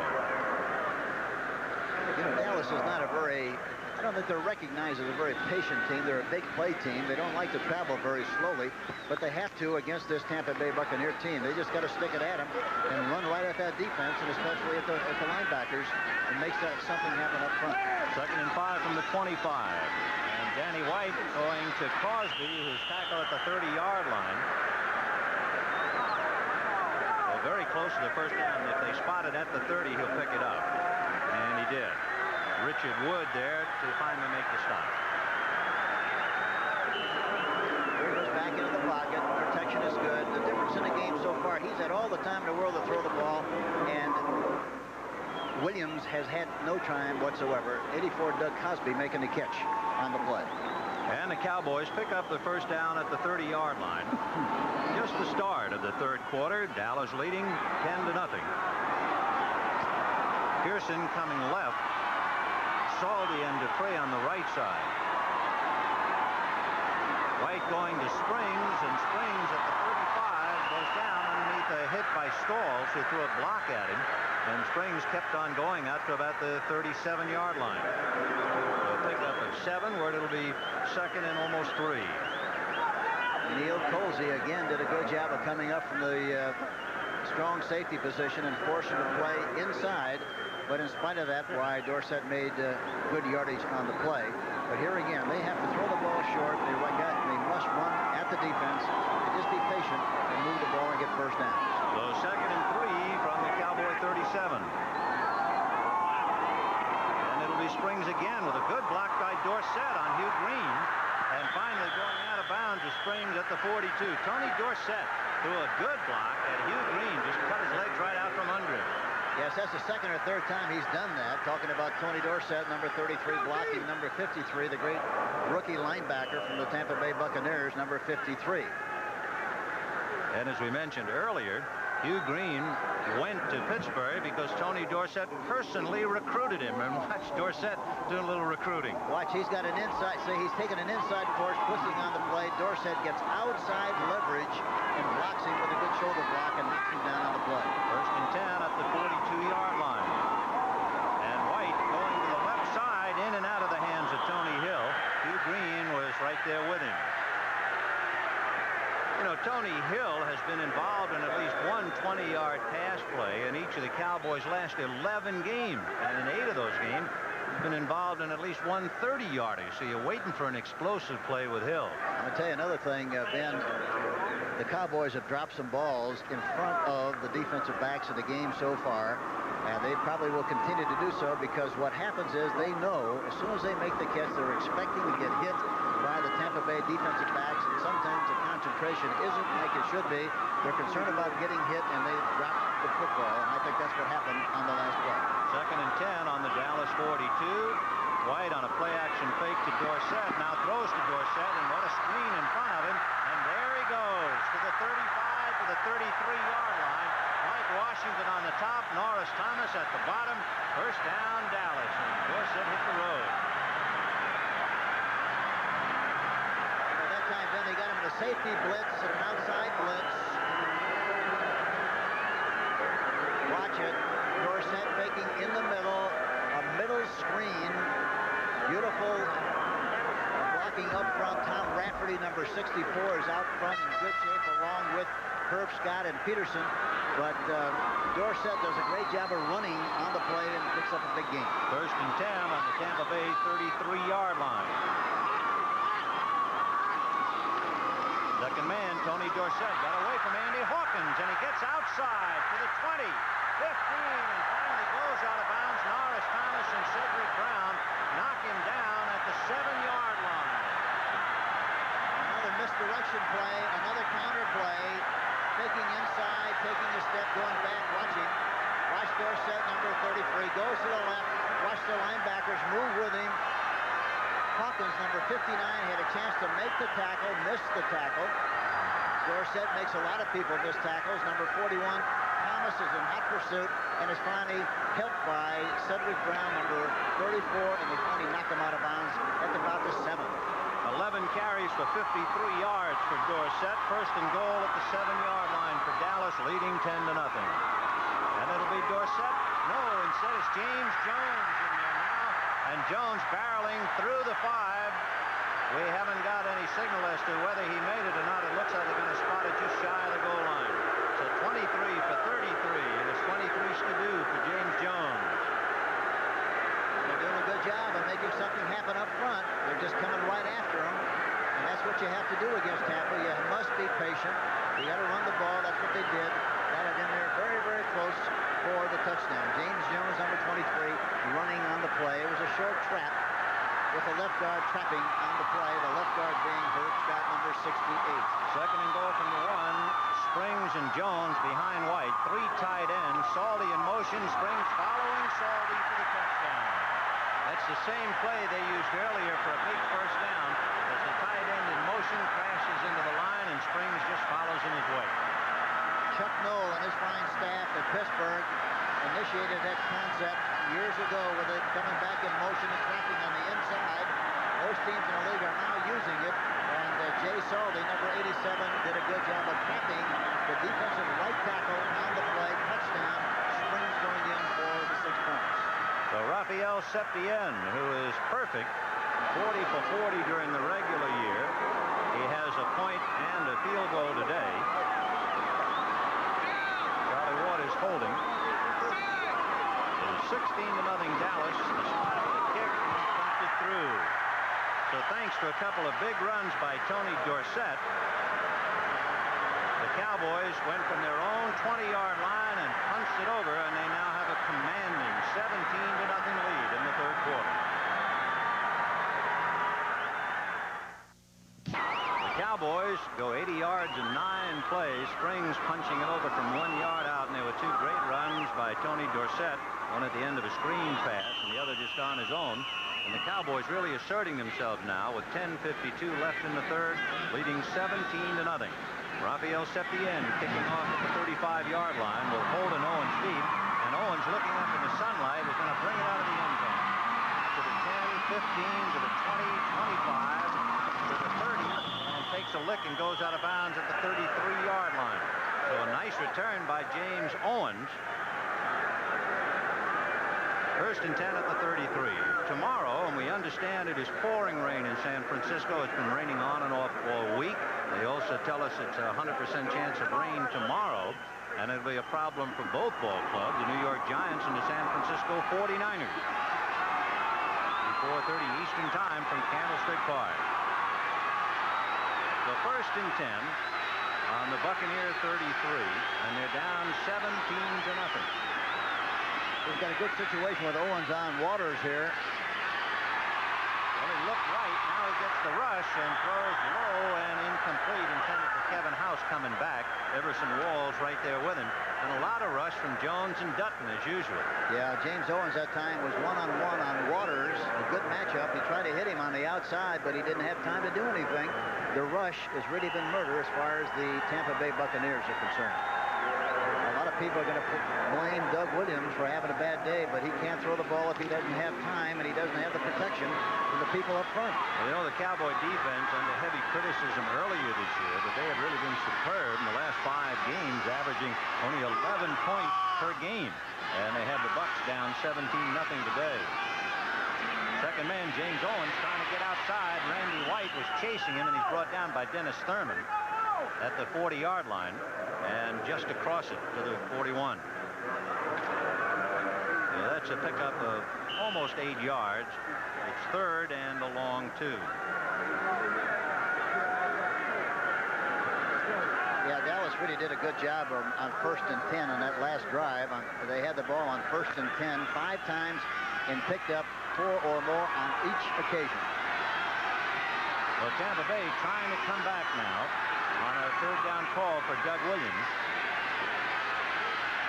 And he has it caught, juggled, but Kevin House holds on to it at midfield, and they pick up their first down, and Everson Walls holds on to Kevin House.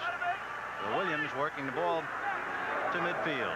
That's one of the few times in the game so far where Doug Williams has had a chance to get back into the pocket, step up, throw, follow through, and he had the occasion. He put the ball right on the money to Kevin House, and they got a first down. This is a very important drive for the Tampa Bay Buccaneers. So first and 10 at midfield. Theo Bell goes wide right. O'Bradovich and Giles, two tight ends on the left side, and that's where Owens goes. Right into some white shirts. Randy White and Mike Hegman drop in for a loss. So despite loading up with two tight ends on the left side, Dallas came right through and at it. There's never any mystery as to why you make yardage or why you do not. You have to do a job up front, blocking people, knocking people off the line of scrimmage, making something happen up front, controlling the line of scrimmage. They haven't done that so far in the game.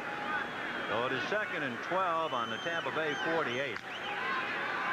On first down, look at the difference. Better than 5 yards on first down for Dallas, a little more than 1 yard for Tampa Bay. Throwing popcorn to the stone wall when you can't make more than a yard and a half on first and 10.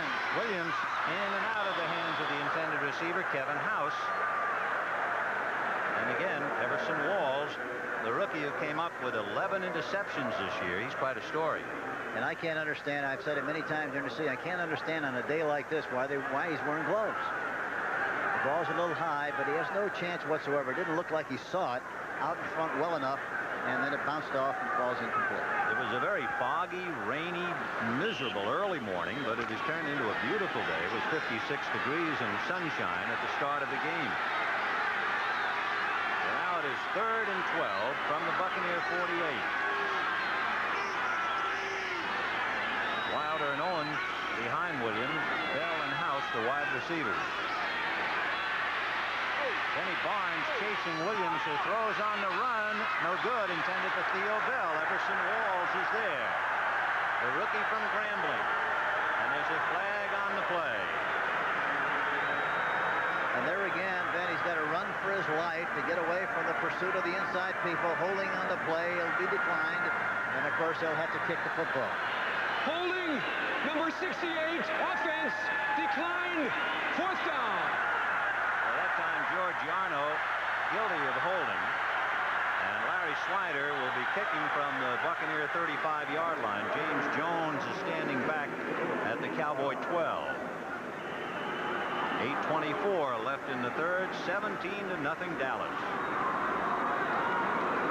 That's quite a shot. The pressure on the snapper.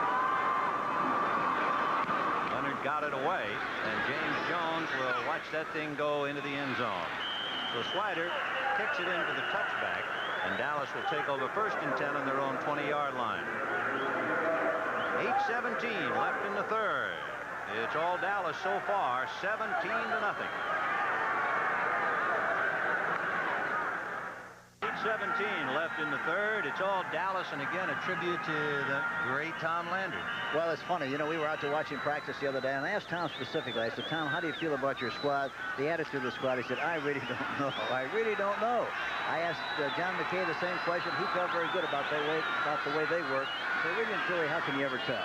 You never can, except you do know that Landry is 17-12 in 29 previous. Here's Doug Crosby at the 20-yard line, so with all the maneuvering, he didn't really get anywhere. Hugh Green was right there to knock him out of bounds. And what has to happen as far as Tampa is concerned, they must make some kind of a big play. They have to make something happen defensively. They have to force a fumble, get an intercepted pass, block a kick, do something to get back into this football game. For John McKay, he has seen Doug Williams throw 4 for 17 with considerable heat on him all time for only 58 yards. Meanwhile, Danny White has only passed for 85 yards. He's 9 for 20. And the big runner, Dorsett, 11 carries for 53 yards. 2nd and 10 from the 20. White over the middle to Billy Joe Dupree, and he's taken down at the 20-yard line. Cecil Johnson finally brings him down. That's very close to the first down. In fact, they spotted across the line, and that means first down. Boy, that time White did a good job of reading the play. A play-action fake. He looked to the left. It was double cover. He went right back. Hugh Green was dropping off into the area where he wanted to throw the ball initially. He saw Green in the area, came back to the tight end, coming across the middle, made the reception, and a big play again for the Dallas Cowboys. John McKay, knowing he's in trouble, particularly here in Dallas, although would you believe in playoff games, the Cowboys have a better road record than they do at home. Not much. First and 10 from the 30-yard line. Springs gets across out to about 2 yards. Dave Logan put a bear hug on him at the 32. Cowboys in road playoff games have won 7 and lost 4. And at home, they're 8 and 5 going into this one. Well, the name of the game is win, and that's exactly what they have done. Boy, what a super job they have done through the years consistently as a top-notch organization in the National Football League. And of course, when you look at that footnote, the only thought is it doesn't make any difference how you get here as long as you get here. And that's the story for Tampa.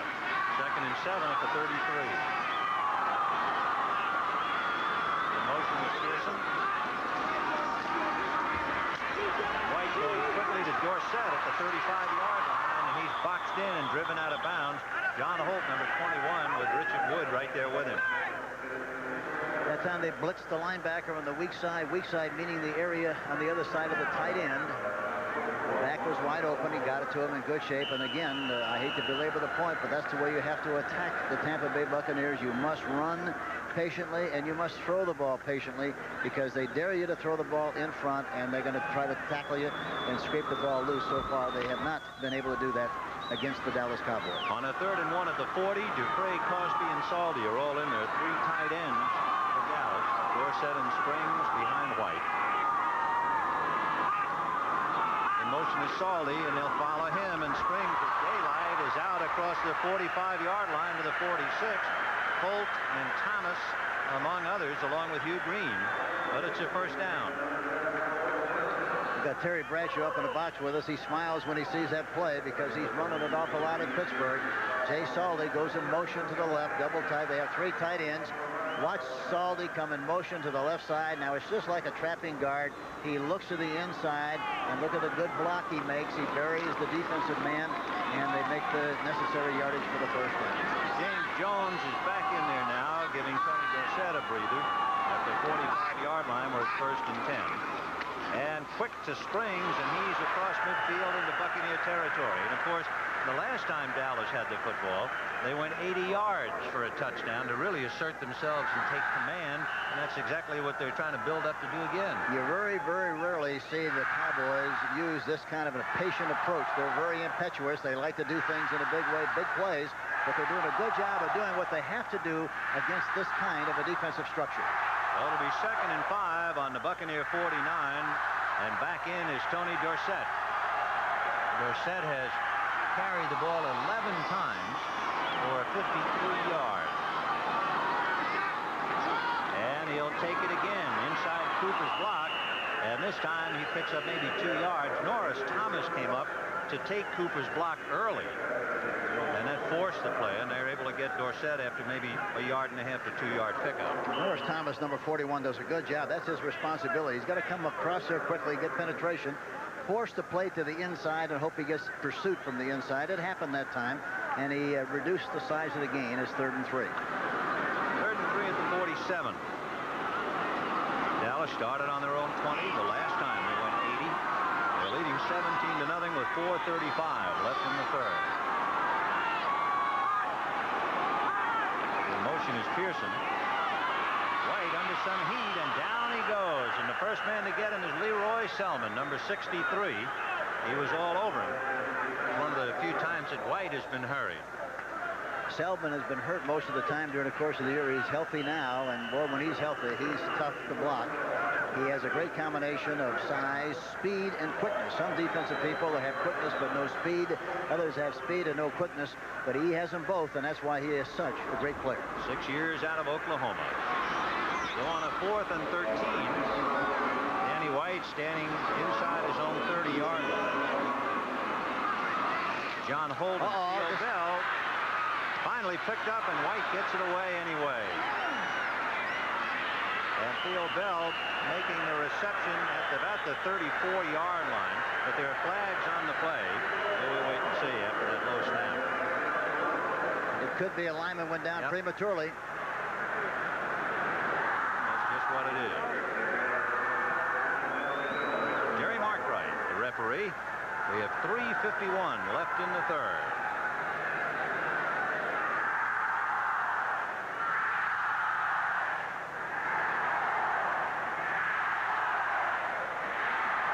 Ineligible receiver downfield on the kick. Offense declined. First down. Timeout. So as you heard Jerry Markwright proclaim the timeout, the ball is on the Tampa Bay 34-yard line. Dallas leading 17-0. Had a touchdown pass from 9 yards to Tony Hill. Tampa Bay puts it in play just shy of their own 35-yard line. First and 10. They're down 17-0. And Doug Williams trying to find the combination. House and Bell are on the left side. Owens, a wide receiver, on the right. So Wilder all alone.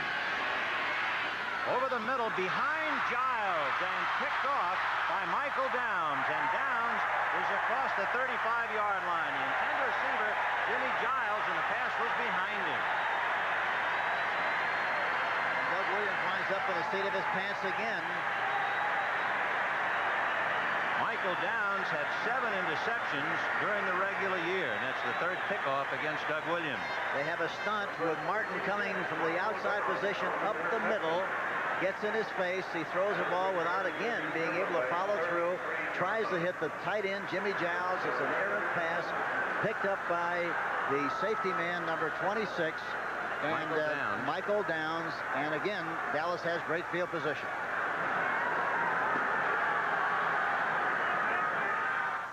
It's a rather poignant moment. Doug Williams talking to Jimmy Giles and Bill Nelson over to talk as well as to what went wrong on that last pass. Giles never turned around, and Michael Downs just moved in and picked it off easily. And what a bitter day for Doug Williams in Tampa Bay. He's now been intercepted 3 times, twice by Dennis Thurman, and this time by Michael Downs. So the Cowboys, who had 37 intercepts during the regular year to lead, show that they can still pick them off in the playoffs. Yeah, and you have to give a lot of credit to Ed Jones, John Dutton, Randy White, and Harvey Martin. Boy, what a job they have done on defense. That front four is really dominating the line of scrimmage. So it's first and 10 Cowboys on the Buccaneer 33. And here goes Dorsett outside a block by Donovan, and finally grabbed from behind by Woods at the 28-yard line. But it was Pat Donovan, who's a Pro Bowler, throwing the block that started him. Meanwhile, Herbert Scott, another Pro Bowler, was shaken up on the play.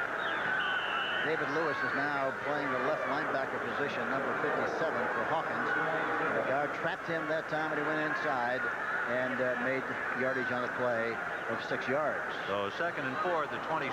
There are the Cowboy Pro Bowlers. Dorsett, Donovan, Jones, Scott, Septien, Walls, and White.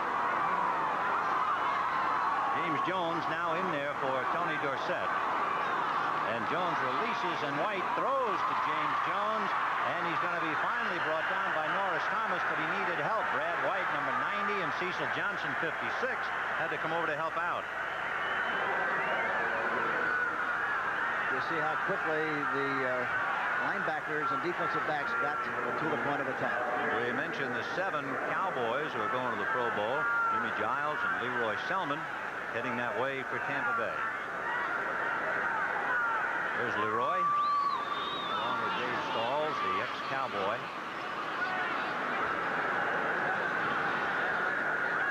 We have 3:25 left in the third as they check for the first down, and you can see the nose of the football is in front of the chain and the stick. Meanwhile, Herbert Scott, who went down earlier, is over on the sidelines. They're taking care of him. Glenn Titansu coming into play for the 7-year man out of Virginia Union. Everything coming up Cowboys ever since they took the opening kickoff and started from their own 20 and briskly moved down the field for a touchdown to make it 17-0. They were on another roll, but finally petered out, and they've come right back on the Michael Downs interception. They have it first and 10 on the 23. In motion, Saldi, and of course that's the key for Spring. He follows Saldi's block inside the 20-yard line down to about the 18. And the Batman, Richard Wood. who of course was coached at USC by John McKay, making the tackle. Ron Springs from Ohio State. You know, the great thing about the attack this afternoon, too, is the fact that both running backs have carried the ball 13 times apiece, which is what you'd like to have as far as balance is concerned. Most of the time in line formation, the tailback carries the ball, but they've been doing a great job of distributing the responsibility between the fullback and halfback, and that puts a lot of pressure on the defense. 2nd and 5 from the 19-yard line. In motion to Saldi again. This is a fake and a bootleg by White as he throws, and it is hit in the air, caught by Dupre anyway at the 5. Richard Wood hit the ball with his hand, and Dupre was right there to make the reception. And they'll spot the ball at the 5-yard line. And Billy Joe, everything is coming up Cowboys. Here we see it again. Back to the left. The tight end comes around to the right side. Throws back Gritty into traffic. Dupre, number 89, gets the bouncing ball and makes the reception, takes it on down to the 5-yard line. And of course, Richard Wood, furious that he could just deflect the ball into the hands of the big tight end. 1st and goal from the 5. Dorsett and Springs out of the eye. 2nd man, Tony Dorsett. See you later. Well, they made it look easy the last 2 times they've had possession. But they've really kind of honed in on a good, solid, basic approach in the 2nd half. They just ran the football, were very patient, threw the ball on occasions, but they just stuck it at the Tampa Bay defense, and they've done a remarkable job. Here it is. Dorsett, his 9th playoff touchdown, Hank. Look at the hole right up the middle. He pops through there and goes in for the touchdown. Beautiful blocking at the point of attack by Scott, Rafferty, Peterson, Cooper, and Donovan. So Septien, who's been letter perfect all year and again today, trying to make it 24-0 Dallas. Charlie Waters, the kick is perfect as usual. 24-0 in favor of the Cowboys. For Dorsett, 9 touchdowns in 11 postseason games. Harris had 17, and Biletnikoff and Zonka 10. Swan has 9. So the Cowboys win 33 yards in 5 plays following the interception by Michael Downs. Tony Dorsett driving over from 5 yards out, and it's pretty much of a runaway right now. 24-0 Dallas as Septien kicks off. 1:28 left in the 3rd. Squinting in the sun is James Owens, and he's going to take it out. And not go far. He's lucky to get out to the 15 and then squirts through the pack and backs across the 30-yard line. The James Owens does a great job, basically on his own, of fighting that one back. Boy from UCLA. Well, that was great effort on the part of James Owens. It looked like he was stuffed, and he came out of the pile and picked up another big chunky yardage on the play. It'll be 1st and 10 on the Buccaneer 31-yard line. Williams is 4 for 18 for 58 yards, but he's been intercepted 3 times and harried all day. Williams looking to the right side, tries to pass, and it is knocked up in the air, recovered by Ed Jones. It was hit by John Dutton, and Ed Jones snared it, and the Cowboys are in business again. We talked about that earlier, and it's tough to throw against a guy that's 6'9", too tall Jones, and John Dutton, who is 6'7". Very difficult. He's trying to throw to his right that time. A comparatively short drop. You have to get very deep if you're going to do that. Dutton deflects the ball. Too tall Jones reacts terrifically well, makes the catch, and the Dallas Cowboys have good field position again on the +25, 1st and 10. So that's a 4th interception, 2 by Dennis Thurman, 1 by Michael Downs, and now that deflection picked off by Ed Jones. 1st and 10 on the Buccaneer 25-yard line. And here goes Dorsett. He's outside, 15-10, 5-yard line, and John Hope pushes him out of bounds. Holder understood at West Texas State had to do something down here, and he just did stop him. I'll tell you one thing, I can see the headline now in certain papers all across the country. The buck stops here. Well, listen, This run is great. Again from the I formation. He hits right straight up the middle. From the I, breaks outside. He's got such great speed. By the time anybody catches him, finally, number 21 knocks him out of bounds. But he's got such great speed. Here's a good picture of Too Tall Jones, who has really done a remarkable job this afternoon. First and goal from the 4 for the Cowboys, leading 24-0. Second man, Dorsett, but he's stymied. Hugh Green, number 53, hit him low. Leroy Selman came up to make sure he wasn't going anywhere. Dorsett has carried 16 times, but look at the turnovers. 4 interceptions. Yeah, that's murder. 4 for Tampa, 0 for Dallas, and that tells the story. Dorsett going out to take a breather. His biggest day this year, he rushed for 175 yards against Baltimore and carried 30 times. Today, he has carried 16 times for 86 yards and 1 touchdown. Only Dorsett. So second and goal from the 5. Springs and Jones, and it'll be James Jones. He's gone for the Widowmaker.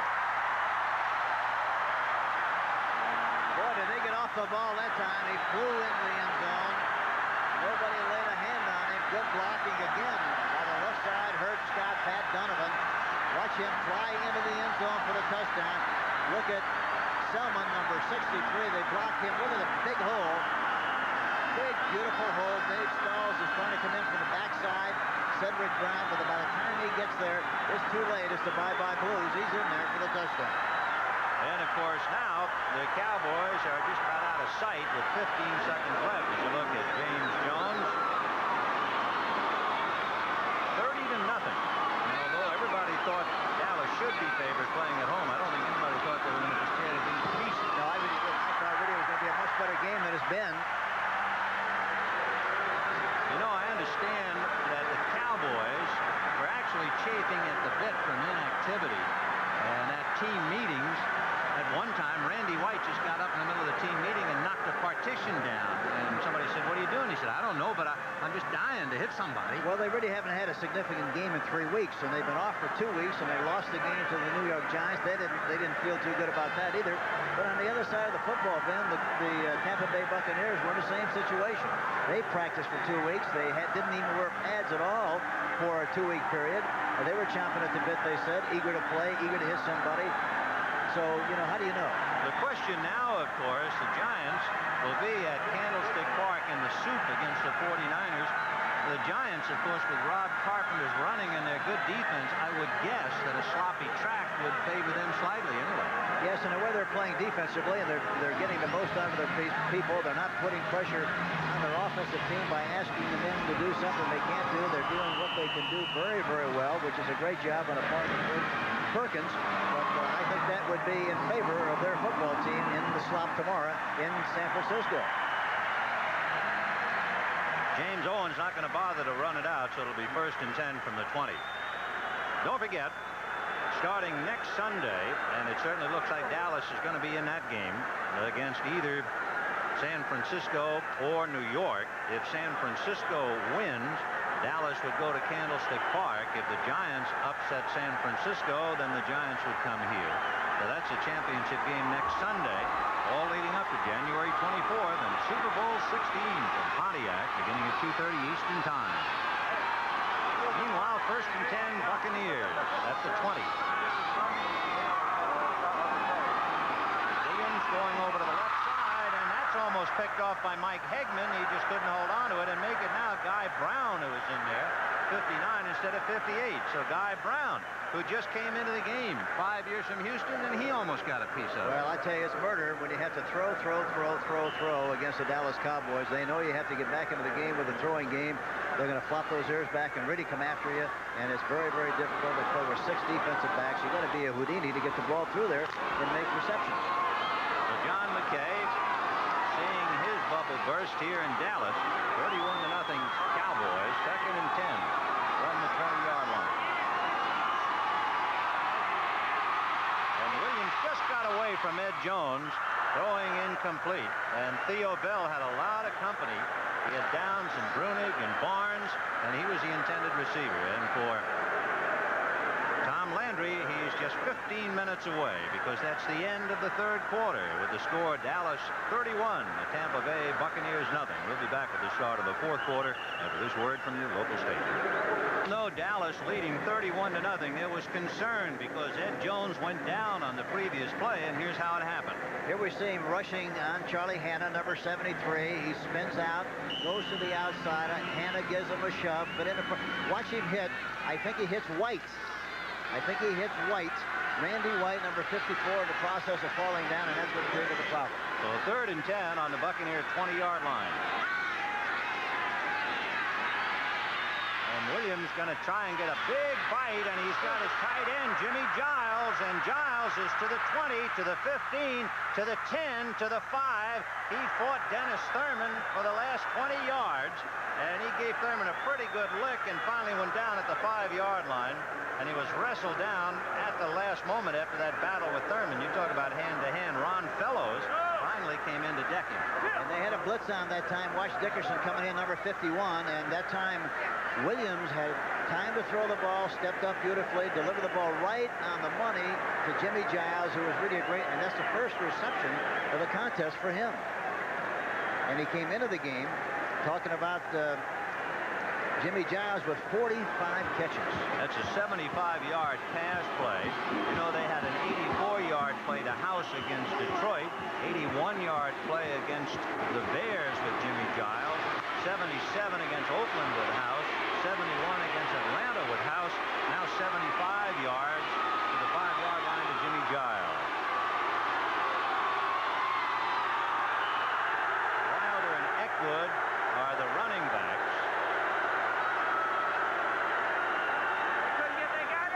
Meanwhile, there's Ed Jones, and of course that would be tremendous concern if they could lose this big man for next week's battle. Yeah, he has the indication is that he's got a bruised knee, and he could come back if he had to, but I doubt very much if he will.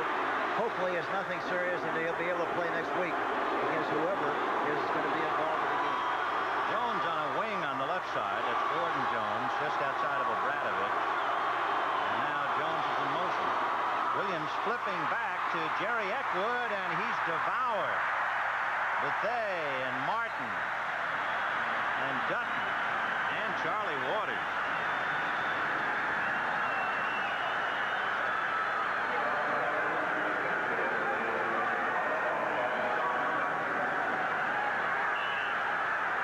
There are the plays we told you about. 84 against Detroit, 81 against the Bears, 77 against Oakland, 71 against Atlanta, and a 75-yard play today. But they're down 31-0 at small consolation. 2nd and goal from the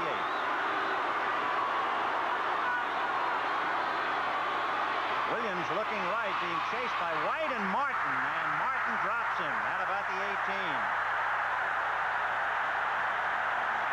Boy, have they put on a show. Yeah, that front four of the Dallas Cowboys, they've really been murdered this afternoon.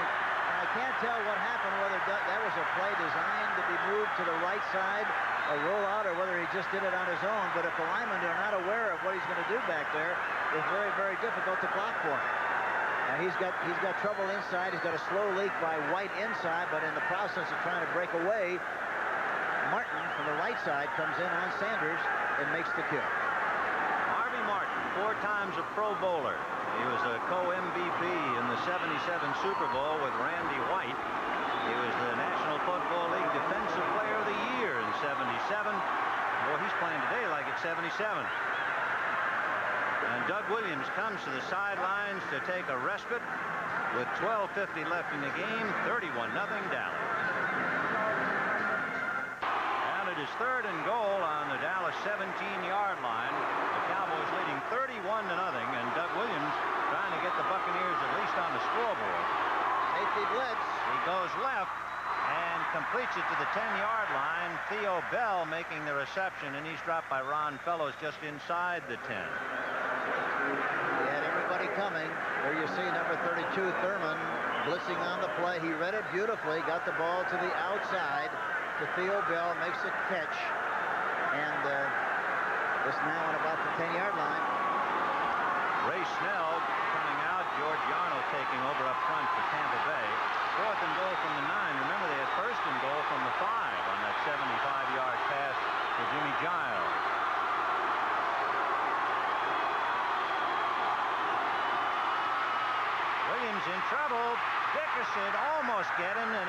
the ball thrown out of the end zone. Anthony Dickerson, number 51, 2 years out of SMU. Boy, was he ever in hot pursuit of Doug Williams. Boy, was he flying in there that time. It looked like he was in their huddle the way he got a jump and anticipated the snap count. That's one other thing that's very important in a game like this one. Boy, you better not go in the same count all the time, because if they get to rhythm defensively, it's tough enough to throw the ball when they know you're going to throw it, and if they know the snap count too, boy, it's really murder. And the Cowboys ecstatic. Meanwhile, the frustration at Tampa Bay is really summed up. They have a 1st and goal on the 5, and they wind up on the 10, giving the ball back to Dallas. 31-0 Cowboys. With 12 minutes and 1 second left in this ball game, Dallas sitting on top of a 31-0 lead over Tampa Bay. So the Buccaneers have about 12 minutes left of their 1982 season. Meanwhile, Leroy Selman giving it his best shot, even though the Buccaneers now have slipped hopelessly behind. To run left in this formation. 1st and 10, and there goes James Jones bumping into Kurt Peterson, and that slowed it down. Peterson, the kid who played defensive line from Missouri and was converted and has done an excellent job. In fact, people down here talking about the great change in the Cowboy offensive line. Change of Rafferty going to center with Shaw and Fitzgerald out. You know, talking about offensive lines, Ben, I talked to John McKay yesterday, and that was one of the things he said was very significant as far as his team is concerned. He felt the development and growth of the offensive line was really the difference in why they were in the playoffs, and yet ironically today, they really had a tough time blocking the defensive front four of the Dallas Cowboys. 2nd and 9 from the 11. Jay Saldy in motion, and they'll go the other way, and James Jones trying to cut back, and he maybe picks up a yard. Going back to the record books a little bit, with Tampa Bay being blank so far, in the 1978 NFC Championship game in Los Angeles, Dallas shut out the Rams 28-0. Ironic to mention the Rams today as you look at Doug Williams, a tired, weary, and somewhat disconsolate young quarterback. And for John McKay, the shades are down as Bill Nelson, who quarterbacked for him at USC, and not much you can do at this stage. About doing things for people. Got to talk about Maurice Spencer, who's done a great job for us here this afternoon in the booth to help us with this game. Right, 3rd and 8 from the 12. White going to James Jones. It's a good fake on Cecil Johnson. It's past the 20 to about the 23-yard line. Finally, Mike Washington brought him down. But Cecil the Diesel came over, and Jones really faked him right out of the machinery. There he goes, White into the pocket, throwing outside to Jones, number 23, and that's what you want. You try to get him on a linebacker or defensive back one-on-one. It's very, very difficult to tackle him. They do not do a good job, and for that reason, he gets a good chunk on the play. Well, that brings it out to the 23 of Dallas. Mike Washington shaken up on the play, but he's staying in there. He's the one that John McKay calls bones because of all of his injuries, and he's got a bad shoulder. 2nd man, that's James Jones, and he's out across the 30-yard line, hit by Washington and Johnson. That's that counter play again, faking one way, going back the other way. Pat Donovan, number 67, the left tackle was pulling on the play, meaning he was pulling from the left tackle position all the way over to the right side. They're doing a good job of selling the linebackers on the fact that they might go one way, and they come back against the grain, they take a counter step, and made a nice gain on the play. Doug Donnelly and Butch Johnson now in the game. Johnson goes right, and Donnelly goes left. Donnelly is really a flyer out of Ohio State. Keep an eye on him. He was a number 2 draft choice for the Cowboys this year. There goes Ron Spring. Driven out of bounds by John Holt. Hugh Green was running along just in case. So the Cowboys are going to do it again. 16 consecutive winning season. 15th time in the playoffs. They're going to have a record of 18-12. And it goes on and on. They will have won 18 straight at home since they lost the playoff here to the Rams. And of course, Tom Landry and company had won 18 regular season games in a row since the loss to Houston on Thanksgiving Day. They'll be 9-2 in divisional playoffs since 1970. The mark of success, the Dallas Cowboys. 1st and 10 on the Cowboy 39. Danny White going to the right side, and he's got his his man, Doug Donnelly, and Norris Thomas pushes him out. Donnelly, they tell us, runs the 60 meters in a 6.1. He was also timed in a 100-yard dash at 9.4. So when they send this fella, he can fly. Yeah, it was man-for-man coverage. They had an outside blitz that time, a play-action fake, and as deep as the defensive backs play, we talked about that earlier. Number 41, Norris Thomas, was very deep. On the play, you have to be able to throw in front if you have time to throw it. They had time, and they got the completion very easily on the play. Coming into the ballgame for the first time today, Robert Newhouse. Ron Springs comes out to catch his breath. So you have Newhouse and Jones. Johnson goes from the left side. Scully is outside to Dupre, and now he's in motion. And Newhouse to the 40, driving to the 39. So Robert Newhouse, 10 years out of Houston. He's got a great attitude. I was able to watch him, talk to him at practice the other day. Here again, Salty coming in motion and helping out on the linebacker inside. There you see him blocking Johnson. And Robert goes right through there, number 44. He's a strong runner, very determined runner, pops through there and picks up a nice gain on the play. But talking to him yesterday, he indicated, he said, Coach, it's been a long layoff of 2 weeks. We've looked at a lot of films, and we're tired of doing what we're doing, but we're ready to play, and we're going to play good. So, boy, were they ready to play. 2nd and 3 from the 40-yard line. Second man is James Jones, and he is hit just about at the line of scrimmage. He might have gone a yard. For Danny White and Tom Landry and the Dallas Cowboys, there will be a next week and another game on the way to Super Bowl 16. Dupre and Salty coming in. But for Tampa Bay, there are 7 minutes and 46 seconds left in their season. You have to compliment on it. I know John and the Tampa Bay Buccaneer team and their fans are very disappointed, but you have to be pretty pleased with the fact that they have won 2 championships out of the 6 years they've been in existence. They're a good organization. Mr. Culverhouse is one of the great owners of the National Football League, I think. And they're going to continue to grow and prosper and be a good football team. That's James Jones to the 29-yard line. And there's a fight, meanwhile, back at about the 43-yard line. And, of course, it's the end of a long day and a long season. And tempers figure to Flair. It's a frustration. On the play. Frustration fight. Oh, I know. Jay Salty was mixing it up. Cecil Johnson lost his helmet, and he's the one who's hot. And Danny White trying to console Johnson and giving him his helmet. Let's take a look. We'll show you what happened, what caused all this. Here we go, the surge off the line of scrimmage. A guard pulling, Salty blocking on the play. Salty blocking Johnson. Knocks him down finally. He jumps on top of him, knocks the helmet off, and they engage in a little wrestling match. We ought to have Ernie Ladd here to officiate this wrestling contest. Ernie Ladd, of course, being a great defensive tackle, he used to play for San Diego and play for us. 6'9", 325. 87 on the offense was the number, 87. So Salty is guilty of the infraction. Johnson is 6'2", 235. Salty is 6'3", 223. So it was a fairly even match. But I think Cecil the Diesel was a little surprised, not only that Salty came at him, but that Salty never quit. And then went after him on the ground. There's Jay, 6 years out of South Carolina. 7:18 left. The ball is on the Buccaneer 30-yard line. You know, talking about fights, back in Kansas City, we used to have a bag of boxing gloves on the field. We used to have a couple of very emotional players. Jerry Mays, who was a great defensive end, and John Gillum, who was an offensive center. Both were very enthusiastic, and we'd get involved in more fights. When the fight started, I would just get the squad in a big circle. We'd get the big boxing gloves on and let them go after it for about 2 minutes, and they'd get tired in a hurry.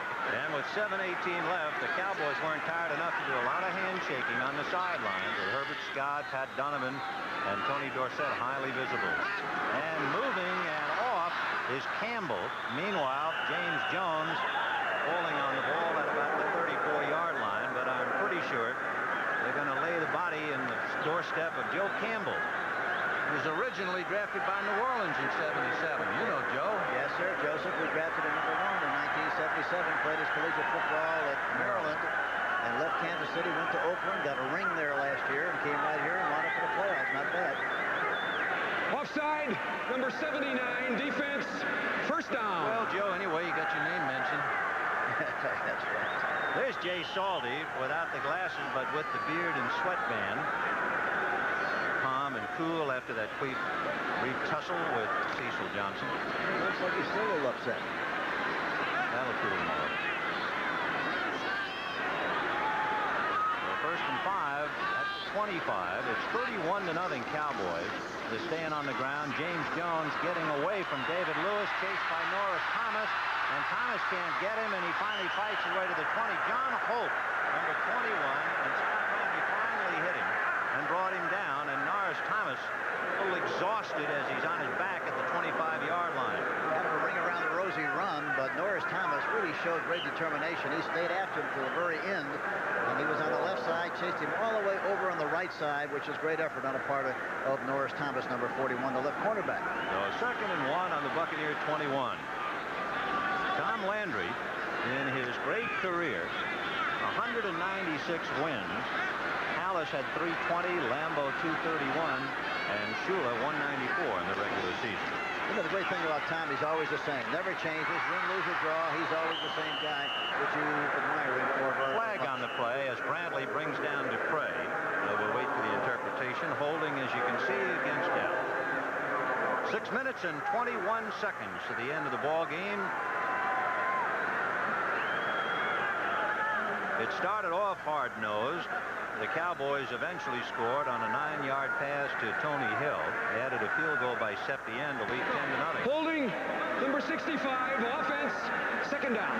Looking across the field, we see some great names in the Cowboy Hall of Fame. Mel Renfro, Chuck Howley, Don Meredith, Bob Lilly, Don Perkins. And talking about Hall of Fame, E.J. Hollop, our great player, was initiated into the Hall of Fame, the Texas Hall of Fame, over the weekend, which we were very proud of. With the score 31-0 Dallas, you'd think they were still playing.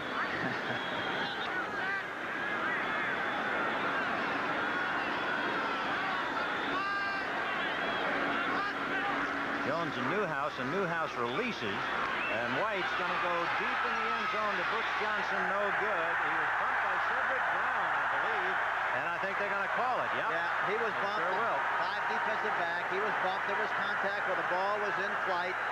It's pass interference. Good call on the part of the official. Well, Cedric Brown, who had picked off 9 interceptions this year. Pass interference, number 34, defense, first down. So it's 1st and goal at the 1 since the penalty was in the end zone. Here you see it. And he's not doing it intentionally, but there is bumping, there's contact. He's feeling for him with his right arm, it looks like, with his right hand. Good call on the part of the official. Great picture by Tony Verna again on the play. So a dispirited Tampa Bay Buccaneer team down 31-0, taking on a lot of water, and the skipper knows that it's all over. And now the Cowboys just trying to push it over with 6:15 left. Jones and Newhouse behind Danny White. Crosby, the tight end, on the left side, and Dupre on the right. Crosby in motion, and it is Newhouse trying to butt his way in, and he couldn't quite get there. Well, it's amazing. You know that play's coming. Saldy goes in motion this time from the left side. Or not, isn't Crosby. It's, yeah, it is. 84. Crosby coming in motion that time. Same play. Good blocking. Look at Newhouse and look at Dupre. Number 89 also blocking Wood on the play. And Robert Newhouse coming out to the plaudits of the crowd. Timmy Newsom taking over for him. For 10 years, he's been battling for Dallas. Of course, I wonder how D.D. Lewis feels and Charlie Waters, because they have both announced that they would retire. And it looks like they'll play at least one more. And there goes Timmy Newsom. 2 years out of Winston Salem State. And of course, that now makes it 37-0 Dallas. An overwhelming Cowboy victory against a very tough Tampa Bay defense. Or at least it was coming into this game. Yeah, it really was. The Cowboys have really done a number on the Tampa Bay Buccaneers, especially in the second half. Really, this has been a contest, a no-contest situation, because really Tampa's never really had a chance to get back into this football game, or was never in it from the very beginning. So 37-0 in favor of Dallas, 5:27 left. And Septien will try to kick it through again with a hole by Charlie Waters. The hold and the kick, it is good. So an overwhelming Dallas 38-0 lead, but with a flag on the play. We'll watch Jerry Markright. It's good. Illegal substitution. 12 men on the field for the defense. The penalty will be enforced on the kickoff. So Tampa Bay got caught in a switch. With everything else going wrong, it figured they'd have had 12 men on the field, so the penalty would be exacted at the kickoff. 38-0 Dallas. With 5 minutes and 27 seconds left in the ball game, it is 38-0 Dallas. A complete runaway for the Cowboys. Very unexpected. And of course, Tampa Bay shocked and beaten now in the waning minutes as Rafael Septien will be kicking from the 40. Remember, the 12th man on the field for Tampa Bay, so instead of from the 35, he'll kick from the 40. Holden Owens deep for Tampa Bay, and it'll be John Holt, who went to school in Texas, and he'll take it out. Faking to Owens and keeps going to the 10, to the 20, to the 25, and finally taken down at the 30-yard line. And the man who hit him was Stradlin, number 55. 11 years ago, a third-round draft choice by the name of Charlie Waters came out of Clemson and came to Dallas to play for the Cowboys. And now the pride of Clemson says he's going to call it a career. In fact, this is what he said about it. I have thought about this a lot this week, that this might be my last game, and I'm going to try to make every tackle and knock down every pass because of that. But you only do what you can do. You know, I'm going to go out and try to play and try to win and prepare like I've always prepared in the past and hope we can move on to the next stage. But if Tampa Bay beats us, then, you know, rest in peace. By the way, Charlie Waters was recently inducted into the Clemson Hall of Fame. And he'll rest in peace tonight, won't he, after this contest? And, you know, talking to him at practice the other day, you know, it's amazing to look at the tape and the wrapping he's got around that right leg. And when he finally got it all unraveled, I looked at that knee, and I just couldn't believe that he's able to play as well as he plays. It's discolored. It looks like it's in bad shape, but he's got a great heart and has done a remarkable job under adverse conditions as far as that leg is concerned. You know, Charlie Waters and Bill Simpson are tied with 9 playoff interceptions, and John Holt, meanwhile, is hurt and coming off the field for Tampa Bay. But John Holt, who gave it his best shot all day, the rookie out of West Texas State, and he was hurt on the return.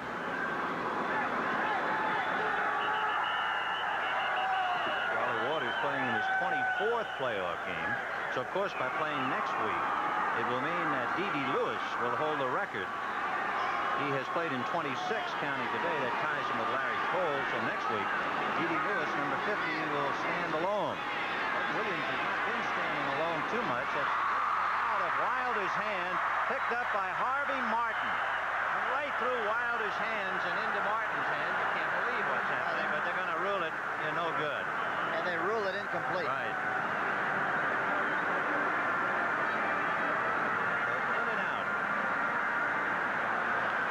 Second and 10 with 5 minutes and 9 seconds left.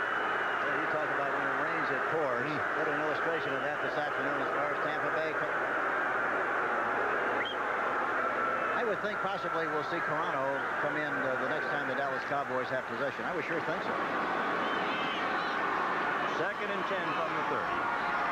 38-0 Dallas. 5 minutes and 9 seconds left in the game. In motion, Jimmy Giles is connected to the biggest Tampa Bay play of the day.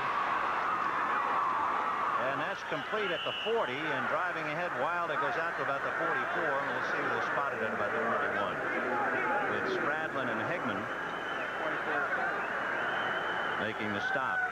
Stradlin, number 55, is a rookie. They call him Spur. He played football at Tennessee. But he's in there, so they're resting, among other people, Bob Brunig and D.D. Lewis. The amazing thing about this offense of Tampa Bay Buccaneers, Wilder came in with 48 catches, the tight end with 45, and they haven't been able to do much here this afternoon at all. James Owens gets across the 40, and Anthony Dickerson is right there to bring him down as he rolls out of bounds.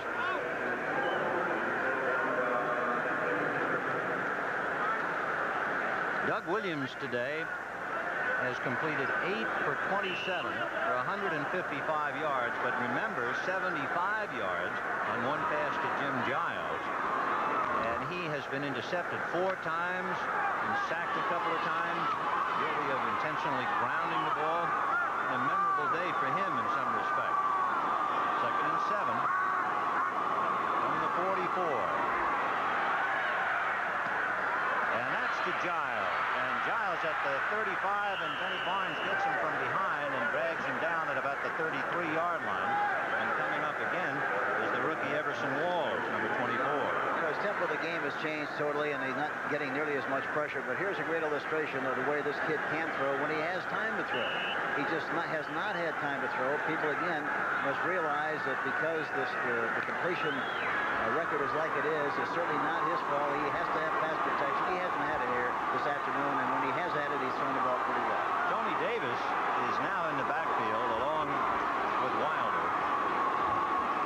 And Davis staying in the block. And Williams is going to be grabbed from behind, an ankle tackle, and it was Randy White. That time they had an inside stunt, Ben, which means that, you know, you just change positions with a defensive tackle or defensive end. He goes first, you go second, or vice versa. Randy White was in that kind of a stunt. That was able to leak through that time and make the tackle on Doug Williams. Don't forget, at the end of the ball game with Brandon Irv and Phyllis, along with Terry Bradshaw, Roger Staubach, we might have an interview or two with some of the participants in this one. So stay right with us. With 3:15 left, 38-0 Dallas.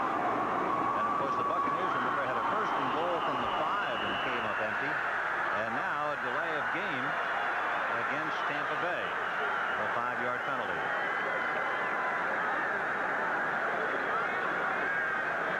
Back to the 42.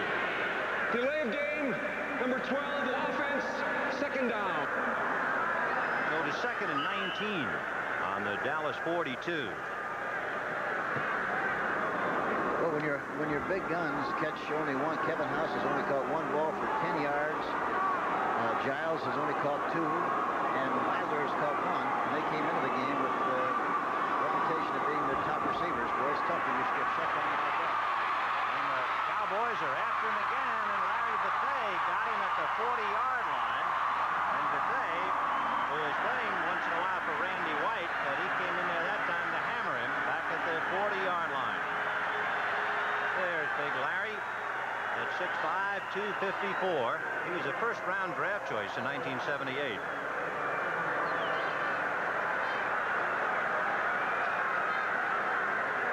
.253 left, and I'm sure at this stage Tampa Bay can't wait.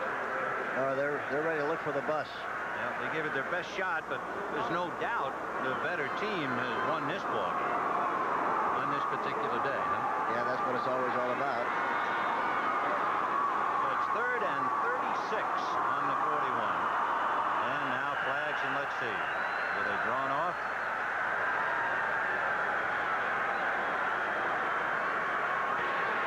False start, offense. Yep. Well, I was going to say their worst situation and down yardage was back in the 1st half. They had a 3rd and 38. Number 61, And they have offense, topped that. 3rd down. Now they have a 3rd and 41. Well, you didn't have a play 3rd and 38, so I guess you don't have a play 3rd and 41. No, you don't have those kind of plays in your playbook. 3rd and 41. The 36.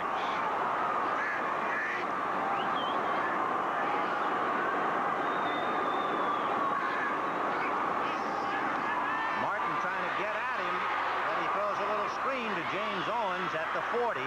Bumping into his own people, and Anthony Dickerson can't hold him. Everson Walls can't, so Randy White says, okay, I'll take it. And White brings him down. There's a great illustration of the frustration of the runner trying to get upfield and get the most out of the play as he possibly could. He had linemen out in front, but he ran ahead of the linemen, did not provide them with an opportunity to block for him, and so for that reason the play did not develop very well at all. But I think, again, it's an illustration of the frustration involved in the ball carrier trying to make something happen. And we have come down to the 2-minute warning here at Irving, Texas. Dallas 38, Tampa Bay nothing. The Dallas Cowboys, virtually unbeatable at home, continue to beat the drum, leading 38-0. In fact, the only other team to go undefeated at home this year were the Denver Broncos.